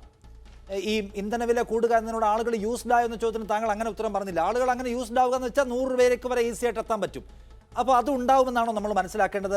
നേരത്തെ തന്നെ സരൺ പറഞ്ഞതുപോലെ ആളുകൾ യൂസ്ഡ് ആയി കഴിഞ്ഞോ? ഇതിപ്പോൾ വില കൂടുകയാണ്, മോദി സർക്കാർ വരുന്നു, ഒരു വില കൂട്ടിക്കൊണ്ടിരിക്കുന്നു, അത് സംഭവിക്കും, 100-ലെത്തും, ചിലപ്പോൾ 100-ഉം കടന്നു പോകും. നമ്മളതൊക്കെ അടിക്കാൻ, ആ പൈസയ്ക്ക് പെട്രോൾ അടിക്കാൻ വിധിക്കപ്പെട്ടവരാണെന്ന് ജനം അങ്ങ് മനസ്സിലാക്കി തുടങ്ങിയോ? തീർച്ചയായിട്ടും വേറെ എന്താ വഴിയുള്ളത്? നമ്മൾ അടിക്കാനുള്ള വടി നമ്മൾ ചെത്തിമിനുക്കിയിട്ട് 1 വർഷം മുമ്പ് വീണ്ടും ഇവരെ ഏൽപ്പിച്ചപ്പോൾ ഈ സർക്കാർ നൽകുന്ന എല്ലാ ആപത്തുകളും ശിരസിലേറ്റാൻ ഇന്ത്യൻ ജനത തയ്യാറായിരിക്കുകയല്ലേ? ഇനി മറ്റൊരു കാര്യം, ഈ BJP പ്രതിനിധി, ഇവിടെ പങ്കെടുക്കുന്ന പ്രതിനിധി അറിയുക, ഈ ഇലക്ഷന് ക്യൂ നിൽക്കുമ്പോൾ അന്ന് 50 രൂപയാണ് നിങ്ങൾ ഗ്യാസിന് കൂട്ടിയിരിക്കുന്നത്. പക്ഷേ ഇലക്ഷന് ക്യൂ നിൽക്കുന്ന ആൾക്കാർ തമ്മിൽ സംസാരിച്ചു ചേർന്നത് എന്താണെന്നറിയോ? അതായത് ഇന്ത്യയുടെ ശത്രു രാജ്യങ്ങളിലെ ഭരണാധികാരികൾ ഇന്ത്യൻ ജനതയോട് കാണിക്കുന്ന ദയ പോലും ഇപ്പോഴത്തെ ഇന്ത്യയിലത്തെ സർക്കാർ ഇവിടുത്തെ ജനങ്ങളോട് കാണിക്കില്ല എന്നുള്ള ഒരു അഭിപ്രായം വരെ എത്തിയിരിക്കുന്നു. അപ്പം നിങ്ങൾ മനസ്സിലാക്കണം നിങ്ങളോടുള്ള രോഷം എത്രത്തോളം ജനങ്ങൾക്ക് ഉണ്ട് എന്നുള്ളത്. മറ്റൊരു കാര്യം പറയാനുള്ളത് എന്താ വെച്ചാൽ, രാജഭരണകാലത്ത് പോലും പുതിയ നികുതികൾ ജനങ്ങളിലേക്ക് അടിച്ചേൽപ്പിക്കുമ്പോഴോ പുതിയ ഭരണപരിഷ്കാരം വരുമ്പോഴോ നാൽക്കവലകളിൽ ചെണ്ട കൊട്ടിയിട്ട് ജനങ്ങളെ മുൻകൂട്ടി അറിയിക്കുക എന്നൊരു മര്യാദ ഉണ്ടായിരുന്നു. നിങ്ങൾ സബ്സിഡി നിർത്തിയപ്പോൾ ഒരു പത്രക്കുറിപ്പ് പോലും ഇറക്കിയില്ല. ഓയിൽ കമ്പനികളിൽ നിന്ന് ബില്ല് വന്നപ്പോഴാണ് ജനങ്ങൾ അറിഞ്ഞത്, ബാങ്കിൽ പൈസ വരാതായപ്പോഴാണ് ജനങ്ങൾ അറിഞ്ഞത്. ഈ 2 പ്രാവശ്യം 50 രൂപ കൂട്ടിയപ്പോഴും നിങ്ങൾ ജനങ്ങളോട് പറഞ്ഞിട്ടോ ജനങ്ങളോട് ചോദിച്ചിട്ടോ ജനങ്ങൾക്കൊരു ചെറിയ ഇൻഫോർമേഷൻ നൽകിയിട്ടോ അല്ല. ഇത്രയ്ക്കൊക്കെ ദ്രോഹം എന്താണ് ഇന്ത്യൻ ജനത നിങ്ങളോട് ചെയ്തിരിക്കുന്നത്? നിങ്ങൾ മറ്റൊരു കാര്യം കൂടി മനസ്സിലാക്കുക, നിങ്ങളുടെ സഹവർത്തിത്വമുള്ള കോർപ്പറേറ്റുകളെ പോലുള്ളവരല്ല ഇന്ത്യയിലത്തെ ദരിദ്ര ജനങ്ങൾ. ആ കാര്യം കൂടി മനസ്സിലാക്കുക. പിന്നെ CPM പ്രതിനിധിയോടും കോൺഗ്രസ് പ്രതിനിധിയോടും എനിക്ക് പറയാനുള്ളത്, നിങ്ങളിങ്ങനെ തല്ലുകൂടിയിട്ട് നിങ്ങൾ പരസ്പരം കുറ്റം പറയരുത്. കാരണം ബീഹാറിലും തമിഴ്നാട്ടിലും അതുമാതിരി തന്നെ ഇപ്പോൾ ബംഗാളിലും നിങ്ങൾക്ക് ഒന്നിക്കാച്ചു കഴിഞ്ഞാൽ നമുക്കിവിടെ ഒരു പ്രതിപക്ഷ പ്രതിപക്ഷമില്ലാത്തതാണ് ഇന്ത്യ ഇന്ന് നേരിടുന്ന ഏറ്റവും വലിയ പ്രശ്നം. അപ്പോൾ നിങ്ങൾ പരസ്പരം ചളിവാരി എറിയരുത്. നിങ്ങൾ നെഹ്റു പറഞ്ഞൊരു കാര്യം കോൺഗ്രസിൻ്റെ പ്രതിനിധി പ്രത്യേകിച്ച് ശ്രദ്ധിക്കുക, ദുർബലമായ പ്രതിപക്ഷമുള്ളിടത്തെ ദുർബലമായ ഭരണം ഉണ്ടാകൂ. ഇന്ന് ഇന്ത്യയിൽ നടക്കുന്ന കാര്യം അതാണ്. അതുകൊണ്ട് നിങ്ങൾ തമ്മിൽ ദയവ് ചെയ്ത് ചളിവാരി എറിയരുത്. നമുക്ക് എന്തുകൊണ്ട് ബീഹാറിലും തമിഴ്നാട്ടിലും ഉജ്ജ്വൽ യോജന വഴി ആളുകൾക്ക് ഗ്യാസ് സിലിണ്ടർ കുറച്ച് കൊടുത്തിട്ടുണ്ട്. അത് ജീവിതകാലം മുഴുവൻ സൗജന്യം കൊടുക്കുന്നതല്ലല്ലോ. രണ്ടാമത് ഗ്യാസ് നിറയ്ക്കാൻ, സിലിണ്ടർ നിറയ്ക്കാൻ പൈസ വേണമല്ലോ. അപ്പോൾ അതിന് ഈ വില കൂട്ടിയ കാര്യമാണ് നമ്മൾ പറഞ്ഞുകൊണ്ടിരിക്കുന്നത്. ഇതിപ്പോൾ താങ്കൾ വിചാരിക്കുന്നുണ്ടോ ഈ കൂട്ടിയ 100 രൂപ താങ്കൾ തുടക്കത്തിൽ പറഞ്ഞ പോലെ സർക്കാർ ഇടപെട്ട് ജനങ്ങൾക്ക് അനുഗുണമാം വിധം കുറയ്ക്കുമെന്ന്? അങ്ങനെ ഒരു ഉറപ്പ് താങ്കൾക്കുണ്ടോ? നിഷാദെ, സർക്കാർ എവിടെയെങ്കിലും വില വർധനവ് വന്നിട്ടുണ്ടെങ്കിൽ സർക്കാർ വില കുറയ്ക്കും. അക്കാര്യത്തിൽ യാതൊരു സംശയവും വേണ്ട. ഇതും കുറയ്ക്കും. നരേന്ദ്രമോദി സർക്കാർ രാജ്യത്തെ പാവപ്പെട്ട ജനങ്ങൾക്ക് വേണ്ടി നിലകൊള്ളുന്ന ഗവൺമെൻറ്റാണ്. ഇതും കുറയ്ക്കും. ഗ്യാസിന് വില വർദ്ധിച്ചാൽ ഗ്യാസിൻ്റെ വില കുറയ്ക്കും. യാതൊരു സംശയവും വേണ്ട, ഒരാശങ്കയും വേണ്ട അക്കാര്യത്തിൽ. ഇനി മറ്റൊന്ന്, എൻ്റെ പ്രിയ സുഹൃത്ത് CPMൻ്റെ പ്രതിനിധി പറഞ്ഞു കേരളത്തെ കണ്ട് പഠിക്കണമെന്ന്. കേരളത്തെ കണ്ട് പഠിക്കുകയാണോ എൻ്റെ ഈ സഖാവ്? ഇപ്പോഴും പഠിക്കുകയാണോ? എൻ്റെ സംശയം അതാണ്. നിങ്ങളുടെ മുഖ്യമന്ത്രിയുടെ പ്രിൻസിപ്പൽ സെക്രട്ടറി ജയിലിലാണ്. വിഷയം എന്താണെന്ന് നിങ്ങൾക്ക് നന്നായിട്ട് അറിയാമല്ലോ. നിങ്ങളുടെ പാർട്ടി സെക്രട്ടറി ആയിരുന്ന ആളിൻ്റെ മകൻ അഗ്രഹാര ജയിലിലാണ്. കേസ് എന്താണെന്നറിയാമല്ലോ. ഇതാണോ കേരളം കണ്ട് പഠിക്കേണ്ടത്? ഇതാണോ നിങ്ങൾക്ക് ഭരണം കിട്ടിയപ്പോൾ LDF വന്നാൽ എല്ലാം മാറും, ഞങ്ങൾ അധികാരത്തിൽ വന്നാൽ എല്ലാം മാറുമെന്ന് 4.5 വർഷം മുമ്പ് പറഞ്ഞത്? 4.5 വർഷം കഴിയും പിന്നിടുമ്പോൾ നിങ്ങൾക്ക് എന്ത് വികസനമാണ് കേരളത്തിൽ നടപ്പിലാക്കിയെന്ന് പറയാമോ? എൻ്റെ പ്രിയ സഖാവിനോടാണ് ഞാൻ ചോദിക്കണേ. 4.5 വർഷം പൂർത്തിയാകുമ്പോൾ വികസനത്തിന്റെ കാര്യത്തിൽ ജയിക്കിന് കുറെ പറയാനുണ്ടാവും. പക്ഷേ എൻ്റെ കയ്യിൽ 30 സെക്കൻഡേ ഉള്ളൂ. ജെയ്സി തോമസ്, എൻ്റെ കയ്യിൽ 30 സെക്കൻഡേ ഉള്ളൂ. Sivankutty, okay, thank you. ഈ നാട്ടിലെ ജനങ്ങളോട് പറയാമോ സഖാവേ? ആങ്കർ പറഞ്ഞത് തന്നെയാണ് കേരളത്തിലെ ജനങ്ങളുടെ പരിച്ഛേദം. അതായത് വികസനത്തിന്റെ കാര്യത്തിൽ എനിക്ക് 30 സെക്കൻഡ് അല്ല 3 മണിക്കൂർ എടുത്താലും പറഞ്ഞ് അവസാനിപ്പിക്കാനാകാത്ത വികസന നേട്ടങ്ങൾ ഉണ്ടാകും. പക്ഷേ അങ്ങിപ്പോ ചൂണ്ടിക്കാണിച്ചല്ലോ. അല്ല ശിവൻകുട്ടി, ക്ഷമിക്കണം, എന്റെ സമയം കഴിഞ്ഞു പോയത് കൊണ്ടാണ്. അതാണിപ്പോ നിങ്ങൾ സമ്മാനം എന്ന പോലെ കേരളത്തിലെ ജനങ്ങൾക്ക് കൊടുത്തുകൊണ്ടിരിക്കുന്നത്. അതുകൊണ്ടാണല്ലോ. എന്തായാലും ഞാൻ BJP പ്രതിനിധികളോട് എനിക്ക് പ്രത്യേകിച്ചൊന്നും പറയാറില്ല. ഞാൻ കോൺഗ്രസ് പ്രതിനിധികളോട് എനിക്ക് കുറച്ച് കാര്യങ്ങൾ പറയാനുള്ളത്, ഈ കർഷക സമരത്തിന്റെ അത്രയും ക്രെഡിറ്റ് ആദരണീയനായ കോൺഗ്രസിന്റെ ദേശീയ നേതൃത്വത്തിനാണെന്നൊക്കെ പറഞ്ഞാൽ കോൺഗ്രസ്സുകാർ പോലും ഉള്ളിലൊളിപ്പിച്ച പരിഹാസ ചിരിയോട് കൂടെ അല്ലാതെ അത് സ്വീകരിക്കില്ല കേട്ടോ. അങ്ങ് രാജസ്ഥാനെ കുറിച്ചൊക്കെ പറഞ്ഞു. രാജസ്ഥാനിൽ ആരാ പ്രിയപ്പെട്ട സുഹൃത്തെ സമരം ചെയ്തത്? അങ്ങാണോ? അങ്ങയുടെ രാഷ്ട്രീയ പ്രസ്ഥാനമാണോ? അങ്ങ് പറയുന്നത് ഇപ്പോഴത്തെ BJPയെ തുറന്ന് എതിർക്കല്, വളഞ്ഞ വഴി രഹസ്യമായിട്ട് എതിർക്കാവുള്ളൂ എന്നുള്ളതാണ് അങ്ങ് പറയുന്നത്. അങ്ങ് എത്ര കാലമായി നിങ്ങളിത് തുറന്നു? ബാബറി പള്ളി തകർത്തത് മുതൽ ഇങ്ങോളം വരെ ഇന്ത്യയുടെ മതനിരപേക്ഷതയെ വിറ്റുതുലച്ചവരിൽ 1-ാം പ്രതിസ്ഥാനത്ത് നിന്നിട്ടും അങ്ങ് പോലും, ഈ കേരളത്തിൽ നിന്നുള്ള അങ്ങ് പോലും ഒരു പാഠം പഠിക്കുന്നില്ല എന്നുള്ളത് മതനിരപേക്ഷത ആഗ്രഹിക്കുന്ന ഒരു സാധാരണക്കാരൻ എന്ന നിലയിൽ ആ വിമർശനം കൂടി പറഞ്ഞുകൊണ്ടാണ് ജയിക്ക് അവസാനിപ്പിക്കുന്നത്. നന്ദി ജയിക്കേണ്ട സമയം കഴിഞ്ഞു പോയതാണ്. നന്ദി Jaicy Thomas, doctor P. Sarin, C. Sivankutty, MK Haridas ഈ ചർച്ചയുടെ ഭാഗമായതിന്. ആർക്കെങ്കിലും ഈ കാര്യത്തിൽ മതിയായ സമയം കിട്ടിയിട്ടില്ലെങ്കിൽ ഞാൻ ഖേദിക്കുന്നു. ഇവരുടെ വേള.